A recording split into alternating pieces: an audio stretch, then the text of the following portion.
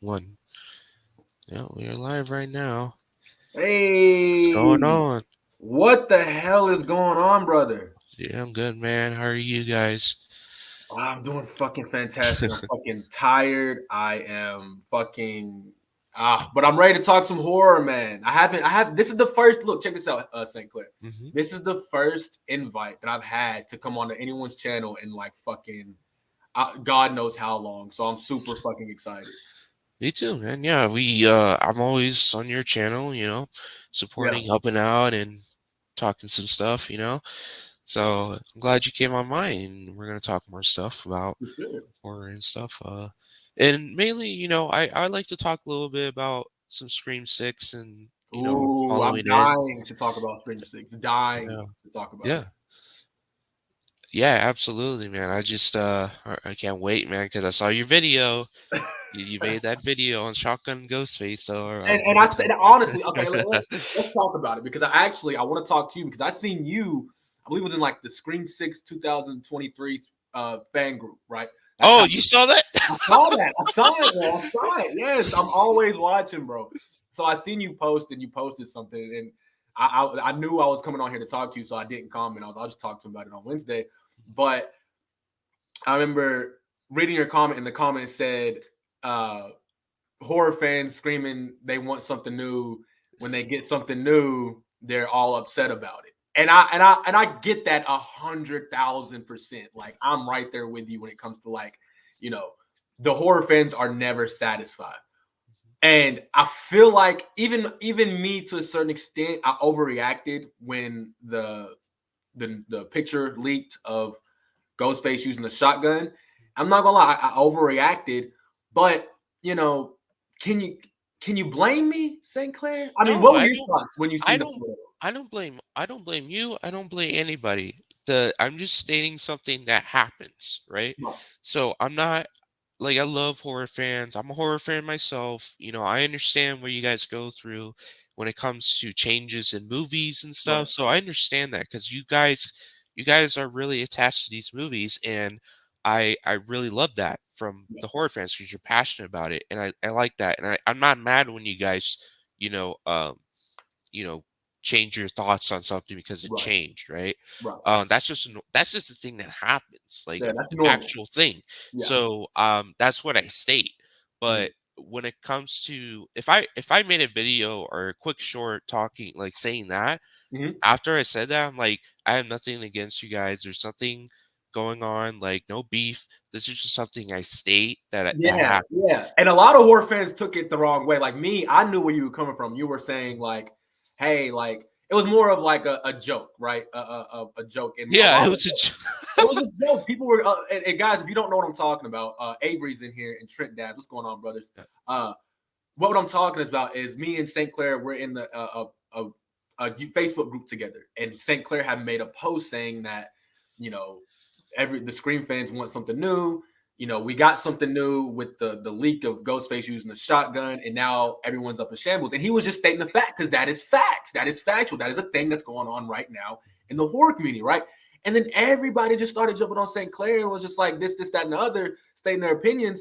And like St. Clair, he handled it perfectly. Like he made the post, he let people talk about it, right? But I think why people are in shambles about it, St. Clair, is because of where it's going, right? And where we started. Okay, so where we started was Nev Campbell, right?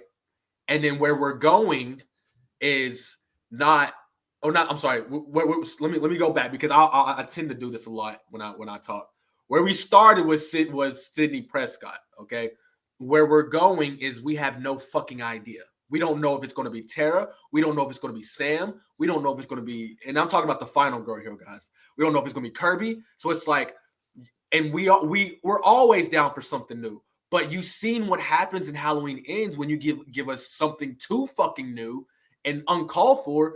And I feel like that's what fans are worried about. We're worried that this whole Scream franchise is heading the wrong direction.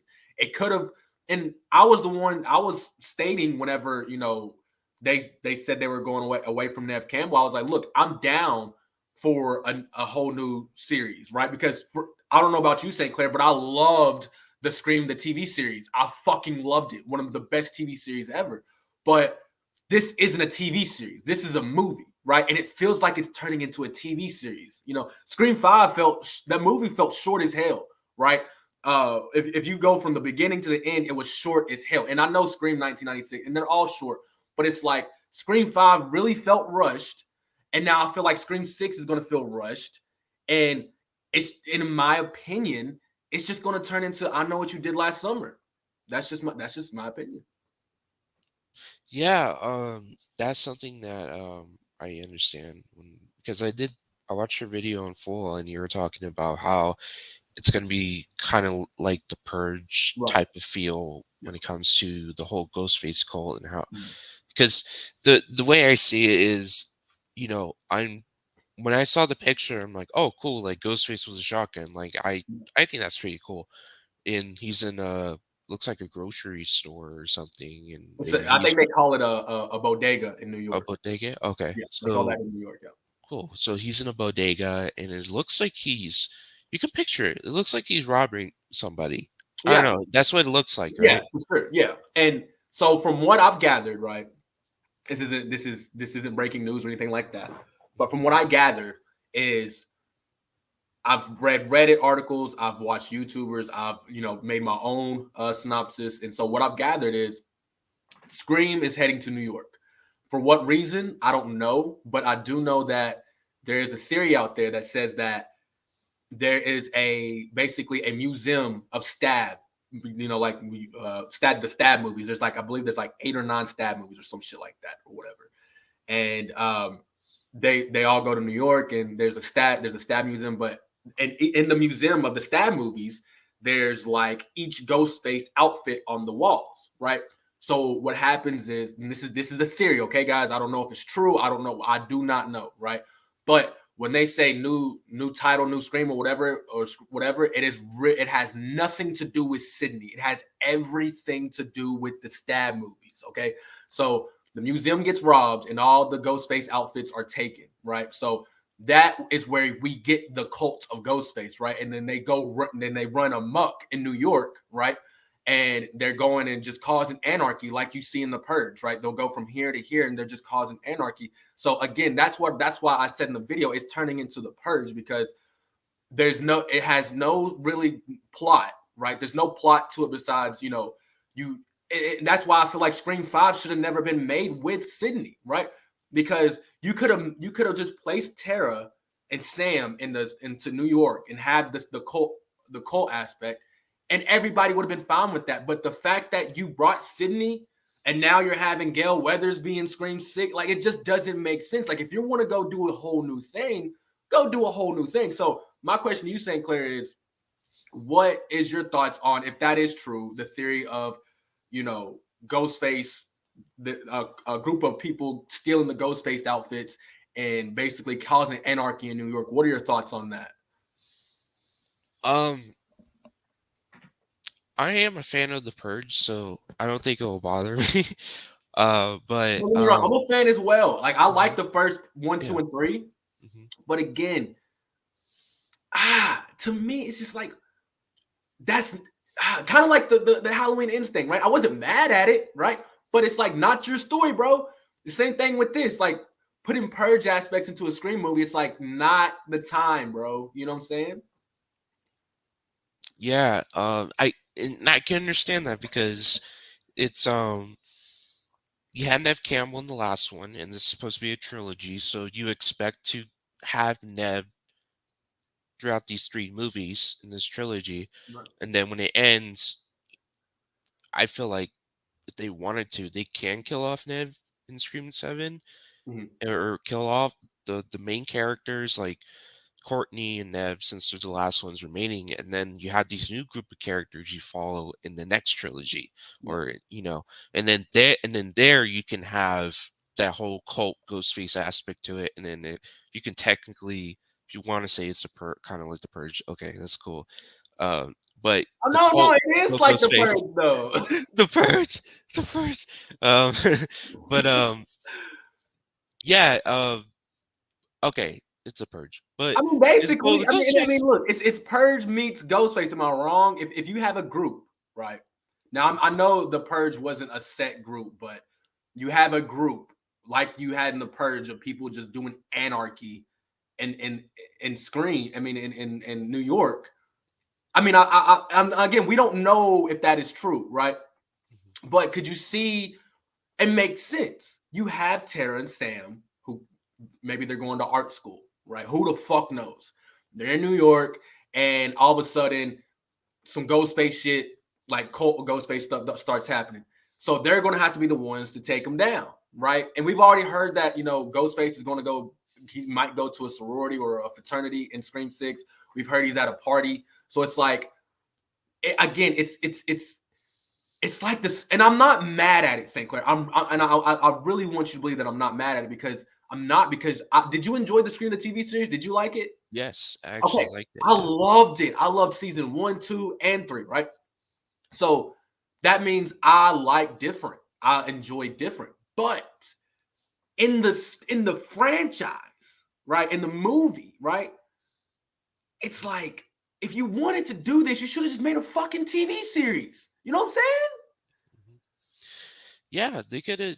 That could have been another season of Scream, the TV series. Yeah, sure. Yes. Yeah. Yes. And I just don't understand why they're like, okay, we're gonna make a movie.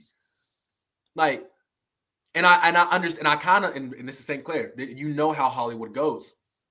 They Right. probably honestly didn't intend for it to be this, right? They probably, and on, because how easy is it to throw a Purge movie together? Honestly, how hard could that be? Really easy. Yeah. You throw up a plot, you throw in Tara and Sam in the group, boom, you got a movie. So it probably didn't take that long, right? Because we know that they wanted Nev Campbell to be in Scream 6. We know that. That's facts, right? She turned it down. So my question is, how would have Nev fit into the story if they're in New York? Like, you know what I'm saying? Like, it just doesn't make sense. Yeah. Well, you gotta look at it from how they couldn't even cast Nev, or they couldn't have Nev in the Mhm. movie. That's gonna be something that's gonna be difficult to get around because you're so used to Nev being part of the story in some way that you're not even gonna bother looking, into a lot of things. Like, how in Scream 3, Nev is the main character, just like in Correct. the other Screams. And there are problems people have with Scream 3. Now, by the way, just real quick, I rewatched Scream 3 and I liked it more. Oh, I love it. I love it. I I, fucking I love it. yeah, I rewatched it and I love it. And I You was see like, why I oh, put Scream 5 at the bottom. You know what I'm saying? Like, yeah. even after watching Scream 2, like Scream 2 is one of the worst, the weaker ones in the franchise. But if you go back and watch it, right, it's just you really see why. Because I'm just Scream. I'm such a big fan, right? And if you truly, St. Clair, unbiasedly, okay, you have to rank them, like, because that's what we do. I want to hear your ranking right now. What is your ranking of the Scream series? And mind you, okay, what this series was based on, okay, and who built this series and what the story was about. What is your ranking? Okay, so number one is when it goes to okay, number one is Scream Okay, One, that's the of course, original. of course. Um, Scream. This is tough because I did rewatch Scream 3 I know and I where you're going loved with this it. one. So it's either Scream 3 or Scream 4. I'm right there with you. I'm gonna have to go four. Fuck. I'm gonna go four. Just personally, me, I love four. Four is Yeah, so I'll badass. go with 4 too because Okay, it so we're is we're really right good. there with each other. Okay, what's your Okay, what's your third? and my third is Scream 3, I'm right there and then, with you, bro. Okay, okay. and, Now and this is then where we're gonna differ right here. okay, Scream 5, and then Scream 2. Okay, and for the longest, I was right there with you. That's where my ranking went. Okay, Yeah. but I did a stream with who was it? Anthony, Child of Corn, and he made me rewatch Scream 2, and I watched it in 4K, and it's like, ah, dude, you watch that film and you see Officer Dewey, you see him and Randy, You see fucking the chase scenes with Ghostface. You see the fucking Shakespearean vibe at the end of the film. It's like Scream 5 can't fucking touch that. I'm sorry. I'm fucking sorry. Scream, and I love, dude, Jenna Ortega is like my number one actress right now. Okay. But again, fucking disservice. If you have an actress, okay, think about this, St. Clair. You love X, you love Pearl, you love the new Wednesday show, right? You love Jenna Ortega. Why the fuck is she not Sam? Why? Why is she not the lead? Why did they have Sam? And no, this is no disrespect to the actress who plays Sam because she's amazing, right? But you had Jenna Ortega and she had less than fucking what, 15, 20 minutes screen time? Like St. Clair. Come Yeah. on, brother. What do you think? What are your thoughts on that, Well, bro? I can see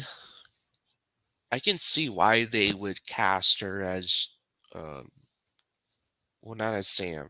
The reason why is because Jenna, she's young, right? Okay, she's 20, correct. Yeah.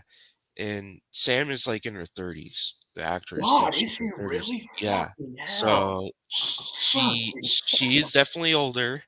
So I can see why they cast those two actors in different roles in that relationship with sister and sister.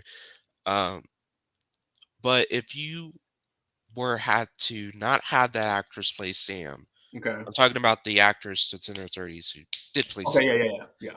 Um, if you were to pick someone else, Mhm. I don't know who you would pick, but um, I don't know someone better. I just don't know who you would pick to play Sam. Um, Uh See, again, I understand that Jenna's younger, and I get that. So for me, that would be a script change or whatever. You would have to write it different because there's no reason why you couldn't. For me, like if we did the story that's currently at hand in Scream 5, then no, I agree with you 100%. Jenna Ortega cannot play Sam. It just does not make sense. Storyline wise with Billy Loomis and all that, right? So, but if you were to just take that part out, right? Or you don't even have to take that part out. Have Sam or the current actress who plays Sam be Jenna Ortega's friend and let her have all the shit she had in Scream 5 with the thoughts of her dad. And you can still have that, but have Jenna play the upcoming Nev, right? Nev didn't have any, the only thing she had tied to Ghostface was her mother, right? So you can completely strip that away and still have Jenna Ortega be the lead because that's what I wanted in Scream 5. Scream 5 would have been so much better if Jenna Ortega was the lead, right? Again, no disrespect to the actress who plays Sam, but if you have an actress like Jenna Ortega, who is that's that honestly, St. Clair, that's honestly like casting I don't know. I don't even know, but it's like, bro, she's had at the time she only had one. She's only I don't think she had any horror movies. But after Scream 5, she was in X, she was in Pearl, she was in all that, right? So why not have her play the lead? You know what I'm saying? That just doesn't make sense to me. yeah, I can understand that. Um, if you okay, so if you were to keep the sister relationship there, wait, did you say no? No, they Okay, don't yeah, have to you be said sisters. friend. No, no, You no, no, said no, no. friend.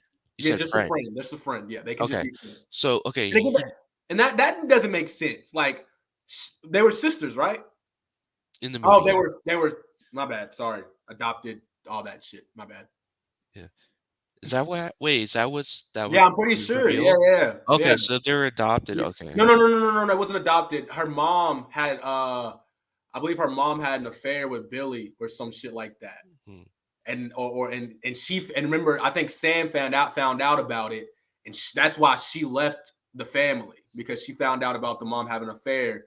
And then she told, and then Sam, don't quote me because I don't fucking know shit, but I'm pretty sure Sam and Tara end up having like a moment about it because she was like, "You left me and some shit." I don't know, but yeah, I think that's the case because that didn't make sense to me. How is Sam going to have premonitions, but Jenna Ortega doesn't? I mean, Tara. Right, that's true because it's like she's the only one that had premonition, so it makes sense that her mother had an affair with Billy, Yeah. therefore she's Billy's child, whereas Jenna Ortega's character is not Billy's child. And I She's believe that's why someone her else's. father left. Jenna's father left because Mhm. she found out about the affair or whatever, and some shit. I don't know. It was weird. Again, rushed.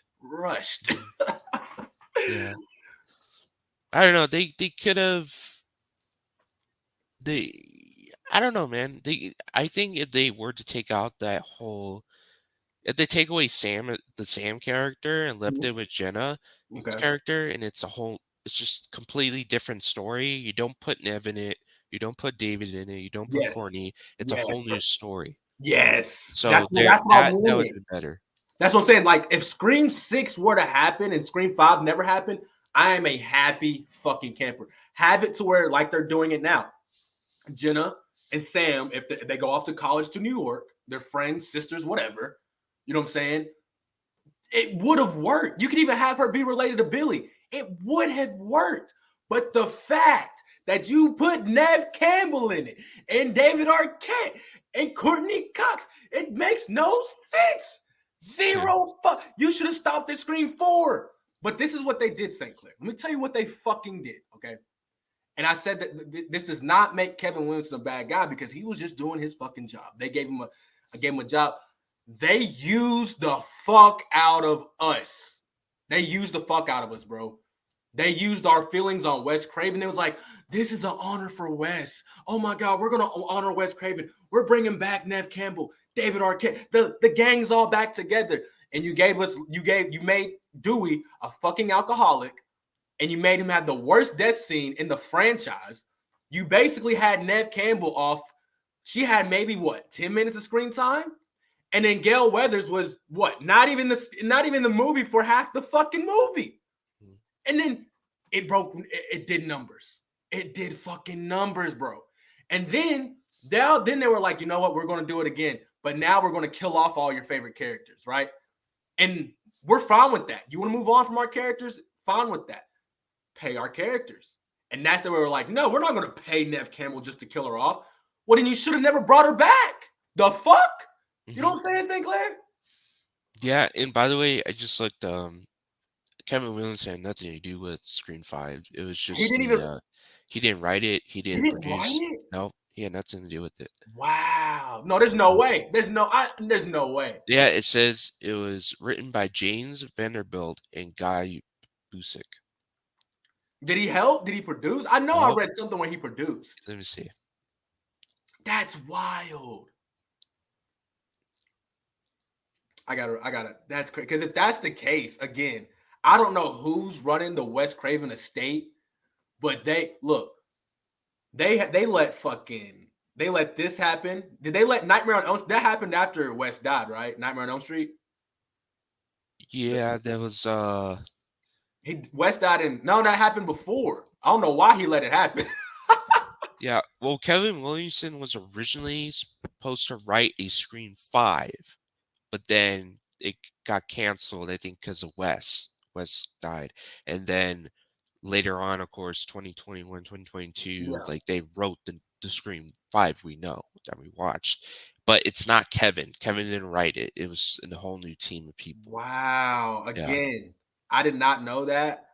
Uh Jesus Christ. So the fact that they let that again, mm, that's why you have to give respect to the Halloween franchise because at least they stick with the people that they had. John Carpenter come in, they had not David Woodman, but they had all the Nick Castle, all that shit. They had fucking Laurie Strode, Jamie Lee Curtis. They had people who cared about the franchise somewhat. I put that in the biggest fucking parentheses ever, bro. Yeah, it's crazy, man, because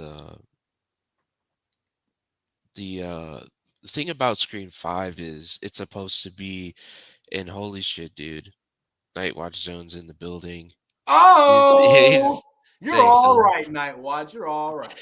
saying salute to y'all, fire emojis. Thank you so much, Nightwatch, for stopping by and Oh, you are doing so that. much correct. Kevin Williamson did not do anything with Scream 5. Yeah, because yeah, like I said, he originally wrote a Screen 5 script. I'm sorry, Screen 5 script. but then it just never went about, whether it Oh, you was said because of fuck. Wes Craven or it was because they couldn't do another one because Scream 4 didn't do well. It's just it could be a number of things, but then Scream 5, uh, when that new script came about, it wasn't nothing to do with Kevin. Wow. Again, you just it just goes to show you really have to honor where we came from. You know what I'm saying? The time period of movies, video games, all that, because you see where it's going, right? We were going up for the longest time for like I think it stopped at like 2000. I want to say like 13, 14. We were going up with video games and cinema, and after 2014, it's going down. It is they do not care about our favorite franchises, and I say that to every franchise: The Mummy, Halloween, Scream. Look, I'm not, and that's why, and I want to talk about this with you, St. Clair, after we get to some of these comments. But I do Yeah. want to get your thoughts eventually on the Friday the 13th reboot that they have planned at Peacock, because from what I'm hearing, it's new, it's great, but I don't know if you've seen uh what was that? The direct TV when they made the Texas Chainsaw Massacre. You remember that one? It came out like The Netflix one? no. Direct TV made it. It Oh, came out. Leatherface. Leatherface.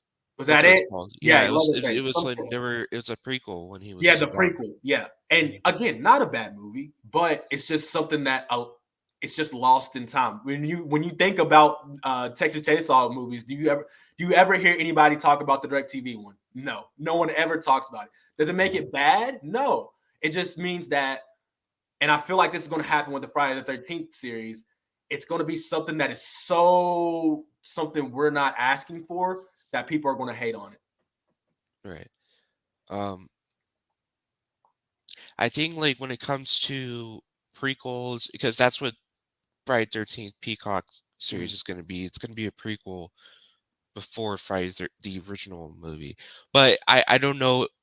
I don't know much to say if it's a actual prequel to the original timeline or is this going to be a new timeline that's going to be a prequel to. That's what I was thinking. Is it That's going what, to be like yeah. a new timeline with prequel scenes? Like, are we going to do like a prequel plus a new timeline, or I just don't know. I Yeah. just don't know. Yeah, Nightwatch says, I pray that the Friday project is good. And I do too. Hopefully, because the thing is, it's like what Hellvington's saying, like these newer movies are coming out, these newer shows, like Mhm. they've been the majority of the people that seen it and do reviews and especially the fans, they say, no, we don't like it. Um, and that's kind of worrisome because especially with this new Friday 13th series coming out, Yes. I am worried. Like I said, like before, I don't know if you guys heard, I did set low expectations down for this new Mhm. series. I'm excited for it, but I'm also keeping it low because I don't want to go in overhyped. Right. Like with Right. like I was one of those people who was going with low expectations with Halloween Ends, Hmm. because it was so overhyped. Like everyone Yeah. was overhyping that film, Yeah. and I was just like, nah, something's up. Like I had to go with low expectations. When I went in, I actually enjoyed the movie more than I did if I was overhyped. Yes. So I Yes. that's something that I glad I did because I think I would have not enjoyed the movie. Yeah, It's- and I agree with you 100%. I'm on record of saying that Halloween Ends is the most overhyped movie of all time. Period. I mean, you can't, no one can fight me on that. If you've seen, and I don't know if it's because we're but horror YouTubers or whatever, but that is literally the most overhyped film. It doesn't mean it's a bad film because it was a good film, just like Halloween 3 was a good film. But when you hype something so much, right? And you get what the results they delivered, you even if you like the film, you kind of feel a little let down because of all the trailers, all the talk, all the speculations. But you said something a while ago, and I think it's a double-edged sword, right? It's like even if we enjoy it, people are going to hate on it, right? So that means we might yeah, not necessarily get a second season or a new film. But at the same time, if we don't talk about what we didn't like about it, then these production companies never fucking learn. For instance, right? I like we talked about this earlier. Scream the TV series is one of the better TV series ever, especially the first and second season. I mean, that's if anyone who's watched it and you had to have watched it, and everyone wants to talk about Chucky, everyone wants to talk about Wednesday, but Scream the TV series was ahead of its time. Imagine if Scream the TV series released now, it would be the number one thing on fucking Netflix, honestly. So that is good. But then, okay, at the same time, if we give that praise, we also have to talk about I Know What You Did Last Summer, the TV series, right? Because both came from a very good franchise that we hold near and dear to our heart. And I don't know if you've seen any. I've seen like 2 episodes of I Know What You Did Last Summer, the TV series. Dog trash, complete dog trash, nothing but trash. And that came from a franchise that it wasn't as big as Scream, but it was pretty big, right? It's still pretty big in the horror community. So that's where we find ourselves in this day and age. You have one side who just hates on everything, right? And that's just the internet. And then you have the other side who really just wants to appreciate good cinema. They want to appreciate good cinema. And then there's in the middle. In the middle, you just have both of us coming together and just fighting. You know what I'm saying? And we're never going to get anything done. We're never. Yeah. Yeah, it's just the thing about especially with like Halloween, like the newer ones and like Scream TV series. And I think like if they because this happened in the Scream TV series too. Like season 3 is like a whole Yes. new story. Yes. And it's like, why would you do that? You know? Right. Um And it got backlash. Remember, it got backlash. And now for me personally, I had to rewatch the season. I rewatched it and then I appreciated it for what we got. We got a cameo with Tony Todd, right? Uh we got the original Ghostface, well, not the original Ghostface mask back, but you know what I'm saying, mhm, the original mold type stuff. So like I really did appreciate it. Now the storyline, it was definitely not as strong as 1 and 2. So I'm right there with you. And the community was up in the air about it. And I just read a fucking article that there were talks of redoing the series, like continuing on with the Brandon James storyline. And because of Scream 6, canceled it. And that's why I'm really upset, St. Clair. I'm upset because I'm like, bro, you could have did this in the fucking TV series. Literally. Even if like it's okay. I'm on my soapbox again. yeah, I understand, man. It is frustrating when it comes to like you got something good and then you squander it because of something that you want to do, you know, something a new story you want to do. And I understand like as a, writer you want to do new things, but when you're on something that is not completed story wise, then you have to complete it, man. No You matter must how complete it. good it ends up, no matter how bad it ends up, just complete it. And Yes, then once that's done, you move on to the next one. you cannot open a door with another one not being closed because no one will ever truly want to go through that door. You know what I'm saying? And Yeah. a perfect one is look at the Saw franchise. Look at it. We everyone loves the trilogy, right? We all love the trilogy, and but it's like once we started getting away from the what was his name, Tobin, is that his name? Yeah. Uh to- Wait, It, you just say Tobin Bell? yeah, Tobin Bell, that guy. Oh, okay. Yeah. Just Tobin Bell.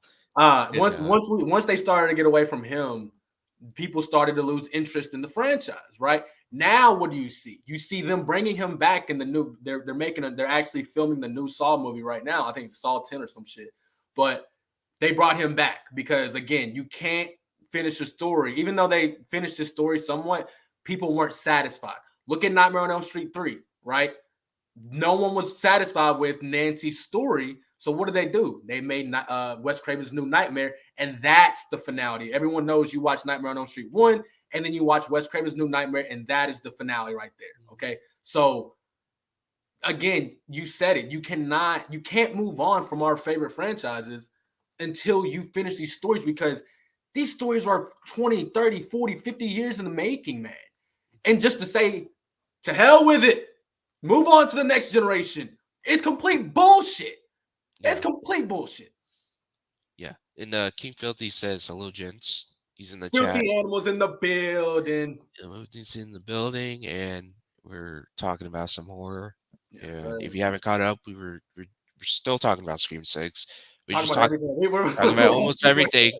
And but to leave off where we left off, yeah, we shouldn't be leaving our stories that are not finished and completed, because the thing about um especially Halloween Ends, like that could have been a like I like the story, but yes. it could have been another trilogy. That could have been Yes. a newer trilogy starting point with Corey. I Yes. don't think it was a bad story. I think it was a No. good story. It just came out the wrong time. And I Not your think story, with bro. yeah, and they should have ended it with just with Michael. Could Yes. the whole movie's with Michael and finishing off that Laurie Michael story, and then we move on to. And by the way, the ending. Spoiler alert! You guys. Spoiler Spoiler alert. alert! Spoiler alert! Uh, at the very end, you see Allison leaving Haddonfield. Now you could have kept that in the movie, the same movie where Michael Myers is in the movie, and you had that Lord Michael storyline, Yeah. and that could have after they defeat Michael, she goes and leaves Haddonfield, and then that's where she meets Corey, and that's when she meets the whole new group of people, and then somehow Corey gets corrupted by the evil. You can explain it like how the mask got there or Yeah. whatever. And then did you know that we were supposed to get a silver Samrock and you We were couldn't supposed to get a get it? lot of shit. I was so sad. I was like, really? It's ridiculous because at this point, St. Clair, and that's why I haven't done another Halloween Ends video, because the more and more and more I talk and watch it, I've only watched it twice. I watched it twice. I watched it once for my raw reaction at the theater. Then I came back home, watched it, and after I made my video, watched it again, and then that was it. And I appreciate it for what it was. But I realized what really pisses me off, St. Clair, is that within that long time running of a movie, they could have did everything that they wanted to do, and they still had time to give us what the fuck we wanted, and they couldn't even do that. They couldn't even do it. You didn't have to cut anything. You didn't have to take anything out. You didn't have to move. You just had to give us more of what, St. Clair? Michael. More of not Corey Rohan's Michael, not Corey Cunningham, not that much. We wanted, not saying you did not have to take away from Corey and Allison. You could have had all the scenes with them together. Okay, keep them. You could have had some scenes with Corey and Michael. Keep them. You could have kept the same storyline. Okay, the biggest thing that people hated and that I really wanted is Michael. Michael, that's it. If you would have just gave us more Michael, James Drew Courtney, then the film would have been golden. But the fact that you didn't, and that you put him in a sewer for half the movie, that's what people are upset about, St. Clair. And that's why I hate that Corey Cunningham gets a bad hand, because his story was amazing, right? Who wouldn't want to be Corey? I want to be Corey with Allison. Like, come on, bro. That was great, right? And I agree with you. And this again, I haven't made a video on it, and I should, but I have a couple thoughts. Right? Me, you, everyone agrees. Corey should have been brought in at least 20, at the least, Halloween Kills or 2018. You should have introduced him. That's again, you fucked up with the other character. What was it? The boyfriend who wore a dress, and Mm-hmm. we didn't need him. You could have had Corey, but no, they had this again. This is why I know they pulled Halloween's out their ass. Look, there goes Ghostface. He's mad. But this is how I know they pulled Halloween's at their ass, because Corey Cunningham did not exist until Halloween Ends. There was no thought of Corey Cunningham in Halloween Kills. There was no thought of him in 2018. You guys decided to create this character who takes up so much part of the movie and put him in a movie at the end of a trilogy, right? Mm-hmm. That's number one fuck up. Okay, there's a lot of fuck ups, right? Now, my final fuck up is the way they ended it with Corey. Okay, made no sense. Okay, the way he died, no sense, and the way they use his character, no sense. Because St. Clair, check this out. If it wasn't the end of a trilogy, I guarantee you this is how they would have ended it. James Drew Courtney would have died. They would have, threw him in the thing. And at the end, when Allison is leaving Haddonfield, right, Corey would have popped up, and we would have thought, is he dead? Halloween ends. Perfect fucking ending. Because that's what happened in the original. You thought you killed the boogeyman, but you didn't. But in this one, you really fucking there's no shape, change, and form. There's nothing. So again, it is the biggest, and I heard King Filthy say this on his live stream once, missed opportunity ever in the history of cinema. Doesn't mean it's a bad film. It just Silver Shamrock could have been in play. Fucking there's a lot. You see the Silver Shamrock match. I'm such a huge fan of Michael, and it is the biggest missed opportunity in horror history. Yeah, you know what? This could have been, especially they said the ending's supposed to be where they show the mask in the Silver Shamrock Company, and they're pumping out a new mask, which is the Myers mask, and that could have been that Jason Goes to Hell ending, where how in Jason Goes to Hell, Freddy comes out, his glove comes out, brings Jason in. That's exactly like the ending from Jason Goes to Hell. Exactly. That could have been the ending where people were talking about it for years. For years, can you believe they put Silver Shamrock in there? Just like they did back in? Can you believe that Freddy and Jason? That's what they could have done. But that again, and St. Clair, I'm not here to change anyone's opinion on the film because again, Corey Cunningham, great character. Rowan Campbell, great actor. All of them, great. Besides Jamie Lee Curtis, great. Yeah, it's King Philly says I agree. Ends could have been golden. Yeah, that's what we're saying. It could have been the perfect ending for this trilogy where you had that Michael Laurie the whole movie, and that they could have ended it with a. I think it did a pretty good fight, but it could. Some people say it could have been better. I thought okay, but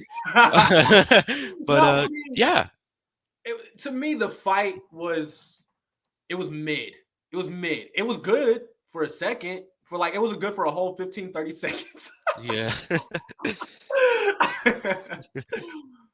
Man. Yeah, it's besides Jamie Lee Curtis. Okay, this is my problem with Jamie Lee Curtis, okay? Yeah. Okay, and Avery, and you know how I feel about Nev Campbell. We just had that live stream last week, okay? It is because Nev Campbell will turn down a role if she doesn't like the role, right?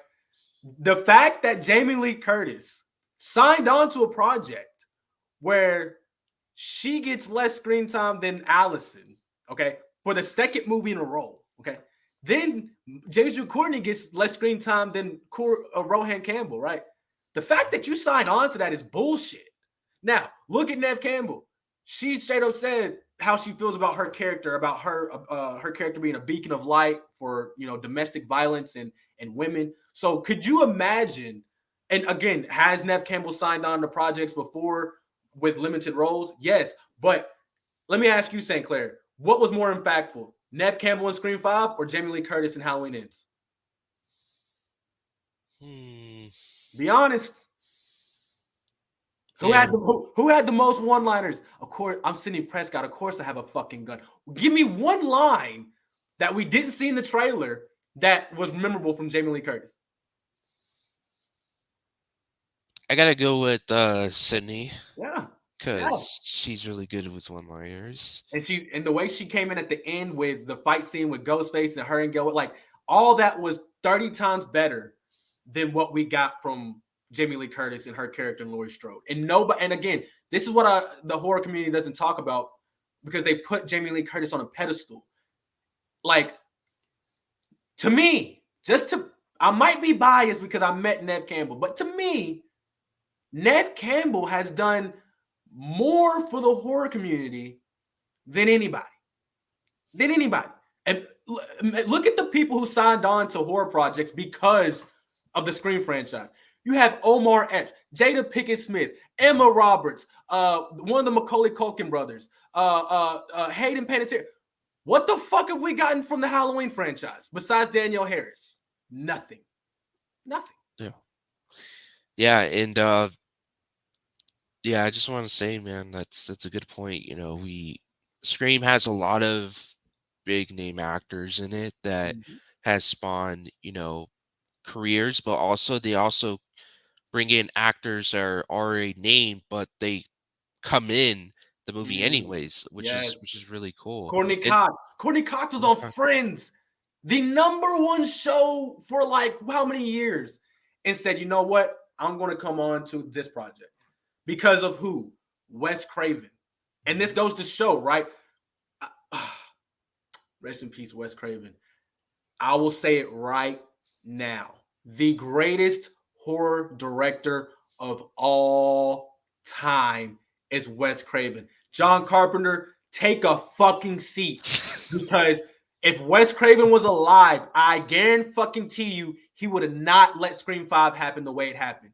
And the fact that John Carpenter sat there and let Halloween Ends happen like that is complete bullshit. That is bullshit. I think he just doesn't care. He He doesn't. hasn't cared in He's a long never time. cared. That's the thing. He's never. Yeah. He hasn't cared since Halloween 1. Motherfucker. Like, literally, he didn't want to make Halloween 2. For Mhm. a guy who didn't want to create a film, gets so. And I love John Carpenter because his films are amazing. They Live, The Thing, Halloween. But I have to tell you, when it comes to the greatest, it's Wes. And John Carpenter is miles behind him, period.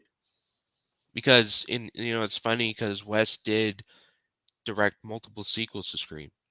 He Yes. directed every Every Scream sequel, eh, yes. before he died, and it's like he kept coming back and Not only did he direct it, he co-wrote the bitch. He co-wrote it. Like yeah, he sat there with Kevin Williamson, right? And and wrote the fucking script, right? Oh, that's why again, shout out to Avery. He says, right, rest in peace to the great innovator Wes Craven, yeah, dude. Okay, I and don't know about that second comment though. Wes would have slapped John in the face. No, but that's facts though. That's facts. Like if Wes was, oh man, look, every time I talk about Wes, dude, it just he was the last greatest director of all time. I mean, when you do have your Guillermo del Toros, and there's no hate against them, but when your last name is Craven, come on, man, come on, yeah, come on. You're, oh, you're named after Edgar Allan Poe, one of his greatest stories ever, man. Come on, man. yeah. Speaking of Scream, Wes Craven, my boy Trent, he says, in this new Scream, who is the real Ghostface? Who would it be? I have no clue. Um, Right there. we're looking at the cast, and there are a lot of older people in that cast. Yeah, Besides from the younger ones, like there's a lot of older people, so people are guessing it's going to be like a Mrs. Loomis situation. It's the father, the mother of the yeah. Jack Quaid's character. So yeah, we don't I, really know. I mean, for me, and that's honestly the greatest thing that Scream Six is going to do is add in it really can be anybody. You know what I'm saying? Like Mhm. because if you look in the original five, right, or the original five, it was always going to be tied to Sydney somehow. If it's a Billy, if it's a, and again, people who are riding the stew train, I'm here to tell you right now, you better get off of it. If you think for 1 second in hell that Matthew Lillard is going to sign on to a project after they wouldn't pay Nev Campbell, you're fucking insane. You are fucking nuts. And I'm sorry to tell you that. I really am. Because Matthew Lillard has came out and stated how he feels about Nev Campbell not being paid. He said pay her. Okay. So that's one. Two, the only reason we got him in Scream 5 was because they brought the originals ones back. They brought David Arquette back. They brought Gail back, Courtney Cox back. They brought Nev Campbell back. So guess what? We got Stu as Metal Ghostface with the flamethrower. That's what we get. Okay. We're not getting Stu in Scream 6. It's just not happening. It's not. Yeah. Um, I don't know, man. I don't know, but You I want it to happen. I know you. I want it to happen. I wanted to No, happen too. Yeah. I want Nev Campbell to be in the fucking movie. But there's one thing. Look, there's an old saying in the South, right? You can want in one hand and shit in the other. Which one's going to fill up faster? Shit. They're going to give us shit. Whatever you want, you're not gonna get. You know what I'm saying? If they truly wanted us to give us Stu, this is what they would have did. They would have signed Nev Campbell, right? And then they would have figured out how to get him in because he would have agreed to come in. But the fact that she's not on, and for the reason she's not on, it's not because she didn't want to be part of the project, right? It's because they didn't pay her.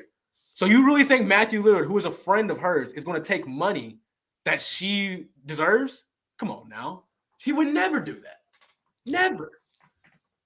Yeah, no, he's a great guy. Great I guy. heard a lot of good things about him. Like he just does a lot for other people, and especially Nev because they're longtime friends. So Yes. I can see why he's not going to be in the next two Scream films. So Yeah. They're done. um, They're done with the legacy characters.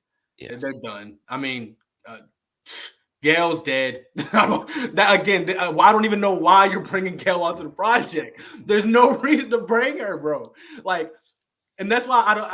And this is why I know Courtney has signed her contract before Ned's statement, because there's no way in fucking hell Courtney Cox would have signed. First off, Courtney Cox doesn't need the money. Okay, let me tell you that she don't need the money. She is really good financially. Two, uh, well, what was the second one? She doesn't really care about horror like that. She's not like a horror queen, right? The only reason she signed on to 5 was because it was the Honor West and that everyone was coming back. So I would bet my bottom dollar that she had much signed on to 6 before Nev announced that she was going to be on it. Because I guarantee you, she would not have signed on to 6 because there's no point. What's the point of having Gail without Sydney? Can you answer that? Like, St. Clair, can you tell me why bring her in if there's no Sydney? right. Because like almost every film, It's it like was that. always about Sydney. It's like they're like that. They're right Yeah, there. Scream 4, yeah, those two. Scream 5, those two. Scream 3, it was David Arquette and Courtney Cox. Scream 1, it was basically everyone by themselves, right? So they've always all the legacies has always been like that. So now you have, and this is no disrespect to Courtney Cox or no disrespect to Gail Weathers' character, you have one of the weakest characters in the franchise. I said it. I said it. Gail and Courtney Cox is not as big if there's not a Sydney or if there's not a Dewey. Am I wrong? Is she interesting without those two characters? mm, nah. I think she's more interesting when she's with the characters. Yes. And the fact that It's they're bringing her on without those two characters, it's complete. Unless they're going to pull something out their ass and bring Dewey back alive, which I really don't think they're going to do. Honestly, I can't see them do everything. And this is where they fucked up. Okay, and this is truly where they fucked up. They thought that they were just going to not pay Nev, okay, and then everybody else be okay with that. When what the studio didn't understand was this this Scream franchise is a brotherhood. Nev Campbell, Matthew Lillard, Skeet Ulrich, Gail, Courtney Cox, they're all like this. They really talk to each other. So I don't think they're gonna do a disservice to Nev by signing onto a project. You know what I'm saying? I just don't see that happening. right. Yeah, I don't see that happening. The man himself, what's his Craven something scary. He's in the chat. What's going on, Good- Craven? How are good you mo- doing, brother? yeah, he says good morning. Just wanted to say hello and have a great stream. Thank you, man. We were having Appreciate a good that, Craven. time talking and venting about Scream 6 and Halloween Ends. So yeah, it's pretty good. It's pretty good. Yeah. Um, yeah, I can understand the Gail Weathers not being interesting unless she's with these other two characters.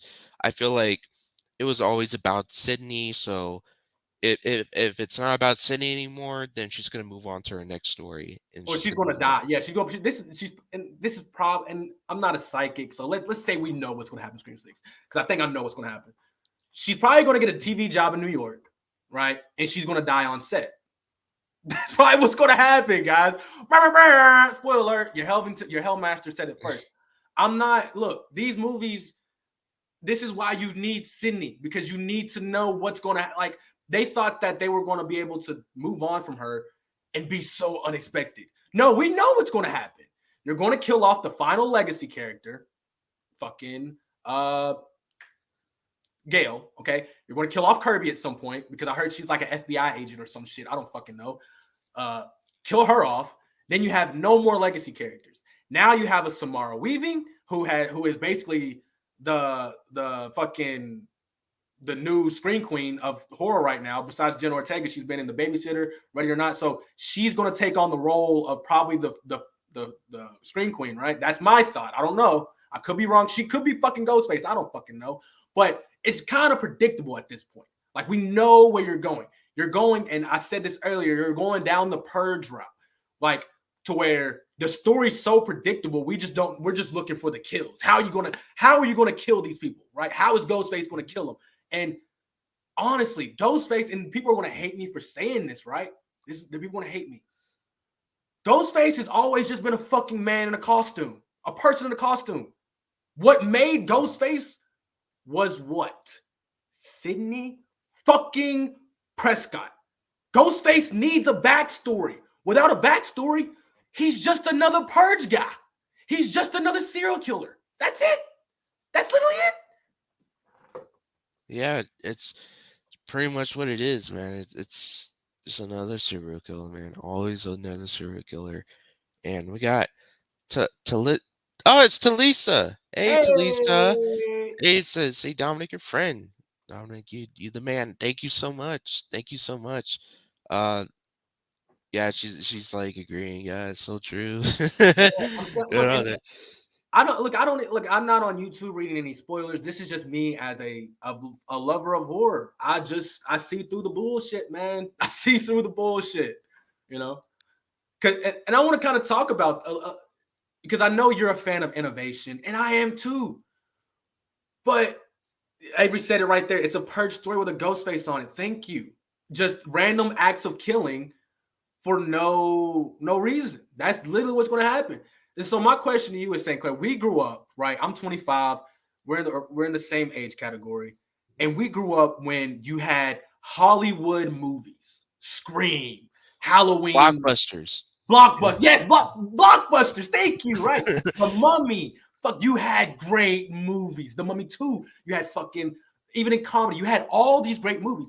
And then you had these movies that you had to go find on the internet, right? Or like in the back section, like fucking, and not even like a Crocodile or Killjoy or there was a lot of like B. What I'm trying to say is B movies. They're B movies, right? And there's nothing wrong with B movies because some of the greatest franchise started off as B movies. Hatchet, let's be honest, that started off as a B movie, and now it's turned into a really good movie. But what I love about our time period is that there was a distinction, right, of blockbuster movies, and if you wanted to be a blockbuster, you had to do certain things to be a blockbuster. Now, and this is no hate on Damon Leone, no hate on David Howard Thornton, but you have films like Terrifier and Winnie the Pooh and Bambi and How the Grinch Stole Christmas, and it's like these movies are doing blockbuster numbers. They're making millions off of a $200,000 budget. Like, makes no sense. And that's the problem with cinema nowadays. And I am a fan of independent films. I really am. But you have to understand that when you come into this world of Hollywood and you put the tag Scream on it, or you put the tag Halloween, there are certain expectations that we expect because it is a blockbuster film. Because regardless of the storyline, regardless of the actors, the title alone is going to sell millions. You know what I'm saying? Yeah. It's definitely true when it comes to the case of, like you said, the Mummy. Like it's not just the first one, it's the second one and the third one. It's always the third, the Scorpion King, you know. Now you have more Scorpion Kings coming out that no one even cares about because why? You deferred from what we knew the franchise was. Even the Mummy, look at where the Mummy went with Tom Cruise. It's not a bad film at all.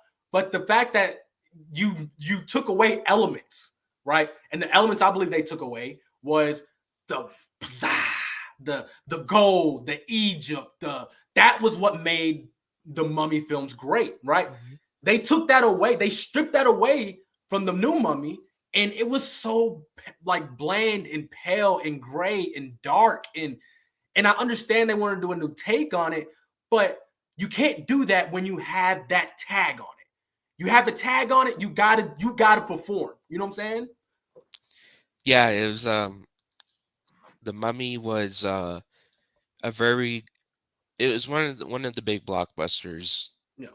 coming out, Independence Day, Yes. you have those ones, but when it comes to horror, those were blockbusters too, in a way, Yes. because Yes. Scream 1, Scream Yeah. 2, you got all those, and then you had I Know What You Did Last Summer, you got Yes. Urban Legend, Blockbuster. Friday the Valentine's 13th. Day. Friday the 13th. Even in the 90s and the 80s, those were still blockbusters. Even Yeah, though the storyline was everywhere in our favorite franchises, everyone knew what you were going to get when you got to the theater. Now, honestly, St. Clair, and I think this is the problem, right? Especially with slasher movies. You, honest to God, don't know what you're going to get anymore, but you kind of do. That's the problem. Like, we know we're going to go in and see something, but we're not sure if we're going to like it. To where back in the early 2000s and the 90s, like, we knew we were going to get something, and 9 times out of 10, we were going to like it. You know what I'm yeah, saying? yeah. You're it's crazy too, because you're going in, you know what you're gonna expect. When everyone saw Friday the 13th in the theaters, you know where you're gonna get. Yeah. You know, Nightmare on Elm Street. Well, in the first one you didn't know what you're gonna get, but then Yeah, after but the in the first one, sequel, yeah, you yeah, in knew the it. sequels, you're like, okay, this is what's gonna be. So you're always down with what's gonna happen because you know what's gonna happen. Now you're just all over the place. You don't know where You don't know exactly you're how. gonna get. Yes, like you know what you're going to get, you know what to expect, but it's like when you watch, you're like, well, why did you do that? Because you didn't really need to do that. You could have did something else, but I understand why you did it because it had to be done, right? For instance, I just did a video on Dewey's death in Scream 5, right? We knew it had to happen eventually, right? We all knew that it had to happen, and I don't think anybody would have been upset if it happened the right way, right? And we knew why you had to do that because for that impact, right? And I think they did right. The death scene itself was ass, okay? But the way they put it together was beautiful, okay? Let me walk you through it real quick, St. Clair. Scream 5. Gail Weather calls Dewey's phone. He looks at it, puts it in his pocket, okay? Walks out there, gets gutted like a fish, okay? Mhm, Next scene, very next scene, you have Gail Weathers screaming because she's seeing Dewey's body. mhm. That like they fucking nailed it. It's the execution that you fucked up on. You know what I'm saying? You fucked up on the execution. You landed the trick. It's like a ballerina or whatever. You did the trick. It was just done sloppy. Now, if Yeah, they would have, you know what I'm saying? I don't know. That's just, and I see that in so many films. Like, I seen what you were going for, even in Halloween. Like, I knew what they were going for. I respected what they were going for, but the way they executed what they did was just terrible. Just fucking terrible. You know what I'm saying? yeah. I said this a lot after I saw Scream 5. I was like, you know what they should have done they were to keep if they were to bring back those characters and you have Dewey as the drunk and all that. Um, Which is fine. yeah, which is fine. I felt like they should have brought them all back together at the end, Yes. Yes. and all three of them, not just Sydney and Courtney standing next to each other, They also needed all Dewey. three. Yeah, All three. I believe Courtney and Dewey seen each other once. They seen each other once. yeah, Um, right and before that. yeah. So I would rather have all three of them together at the end, fighting off the two ghost faces, and then have Dewey die, In but the die house. in the garage Thank you. specifically because that's where his sister died. And Say then it again, St. Clair. Fan service. yeah, and then because it's not just like Stu's house, That's where his it's sister everyone. died. That's where Tatum died. Yeah, Tatum died in the garage, and you can have him in the garage looking for Ghostface because that's where he ran down there. And then he fights Ghostface. Before he fights Ghostface, Ghostface is taunting him about his sister. Yeah. where it's like this, this is where she died, right? She got her head squished. Like he goes into graphic detail, and that makes Dewey angry, and then you can see that he really did care about his sister. And Yeah. then he's so angry, he starts attacking Ghostface, and like they're fighting it out, and he thinks he got the drop on him, but then Ghostface then stabs him. He guts him open and all that, and he I says would it's have I would water, have started and it, that way more than what we got. What we yeah. got was just, and again, when you that's why I love Scream 4 so much, because people want to hate on Scream 4, but Scream 4 is Scream 5. People don't realize that. You have just as many characters in Scream 4 as you do in Scream 5. The fact is, our legacy characters got treated with fucking respect in Scream 4 with the utmost, because who directed it? Wes. Do you really think, people in the chat, do you really think Wes Craven would have used his characters the way they did in Scream 5? No, not at all. Not one fucking bit. And the fact that, again, you could have, I wanted to see more with Dewey, right? I wanted to see him, because this is what he turned into, right? I said it in my video yesterday. Dewey turned into the hermit, right? He was that, he lived in a trailer. He went from deputy to sheriff, and then he lost it all. He lost his family. He lost it all, right? And I wanted to see him evolve into sheriff again, right?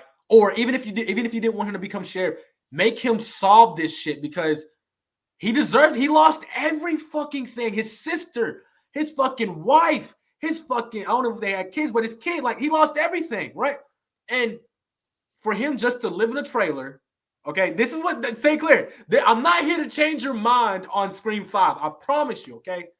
But the fact that they put my man in a trailer, a drunk, in a trailer, and had him not even be able to redeem himself is bullshit. Complete bullshit.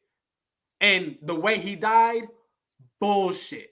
For me, I've always wanted, and this is me just nitpicking, right?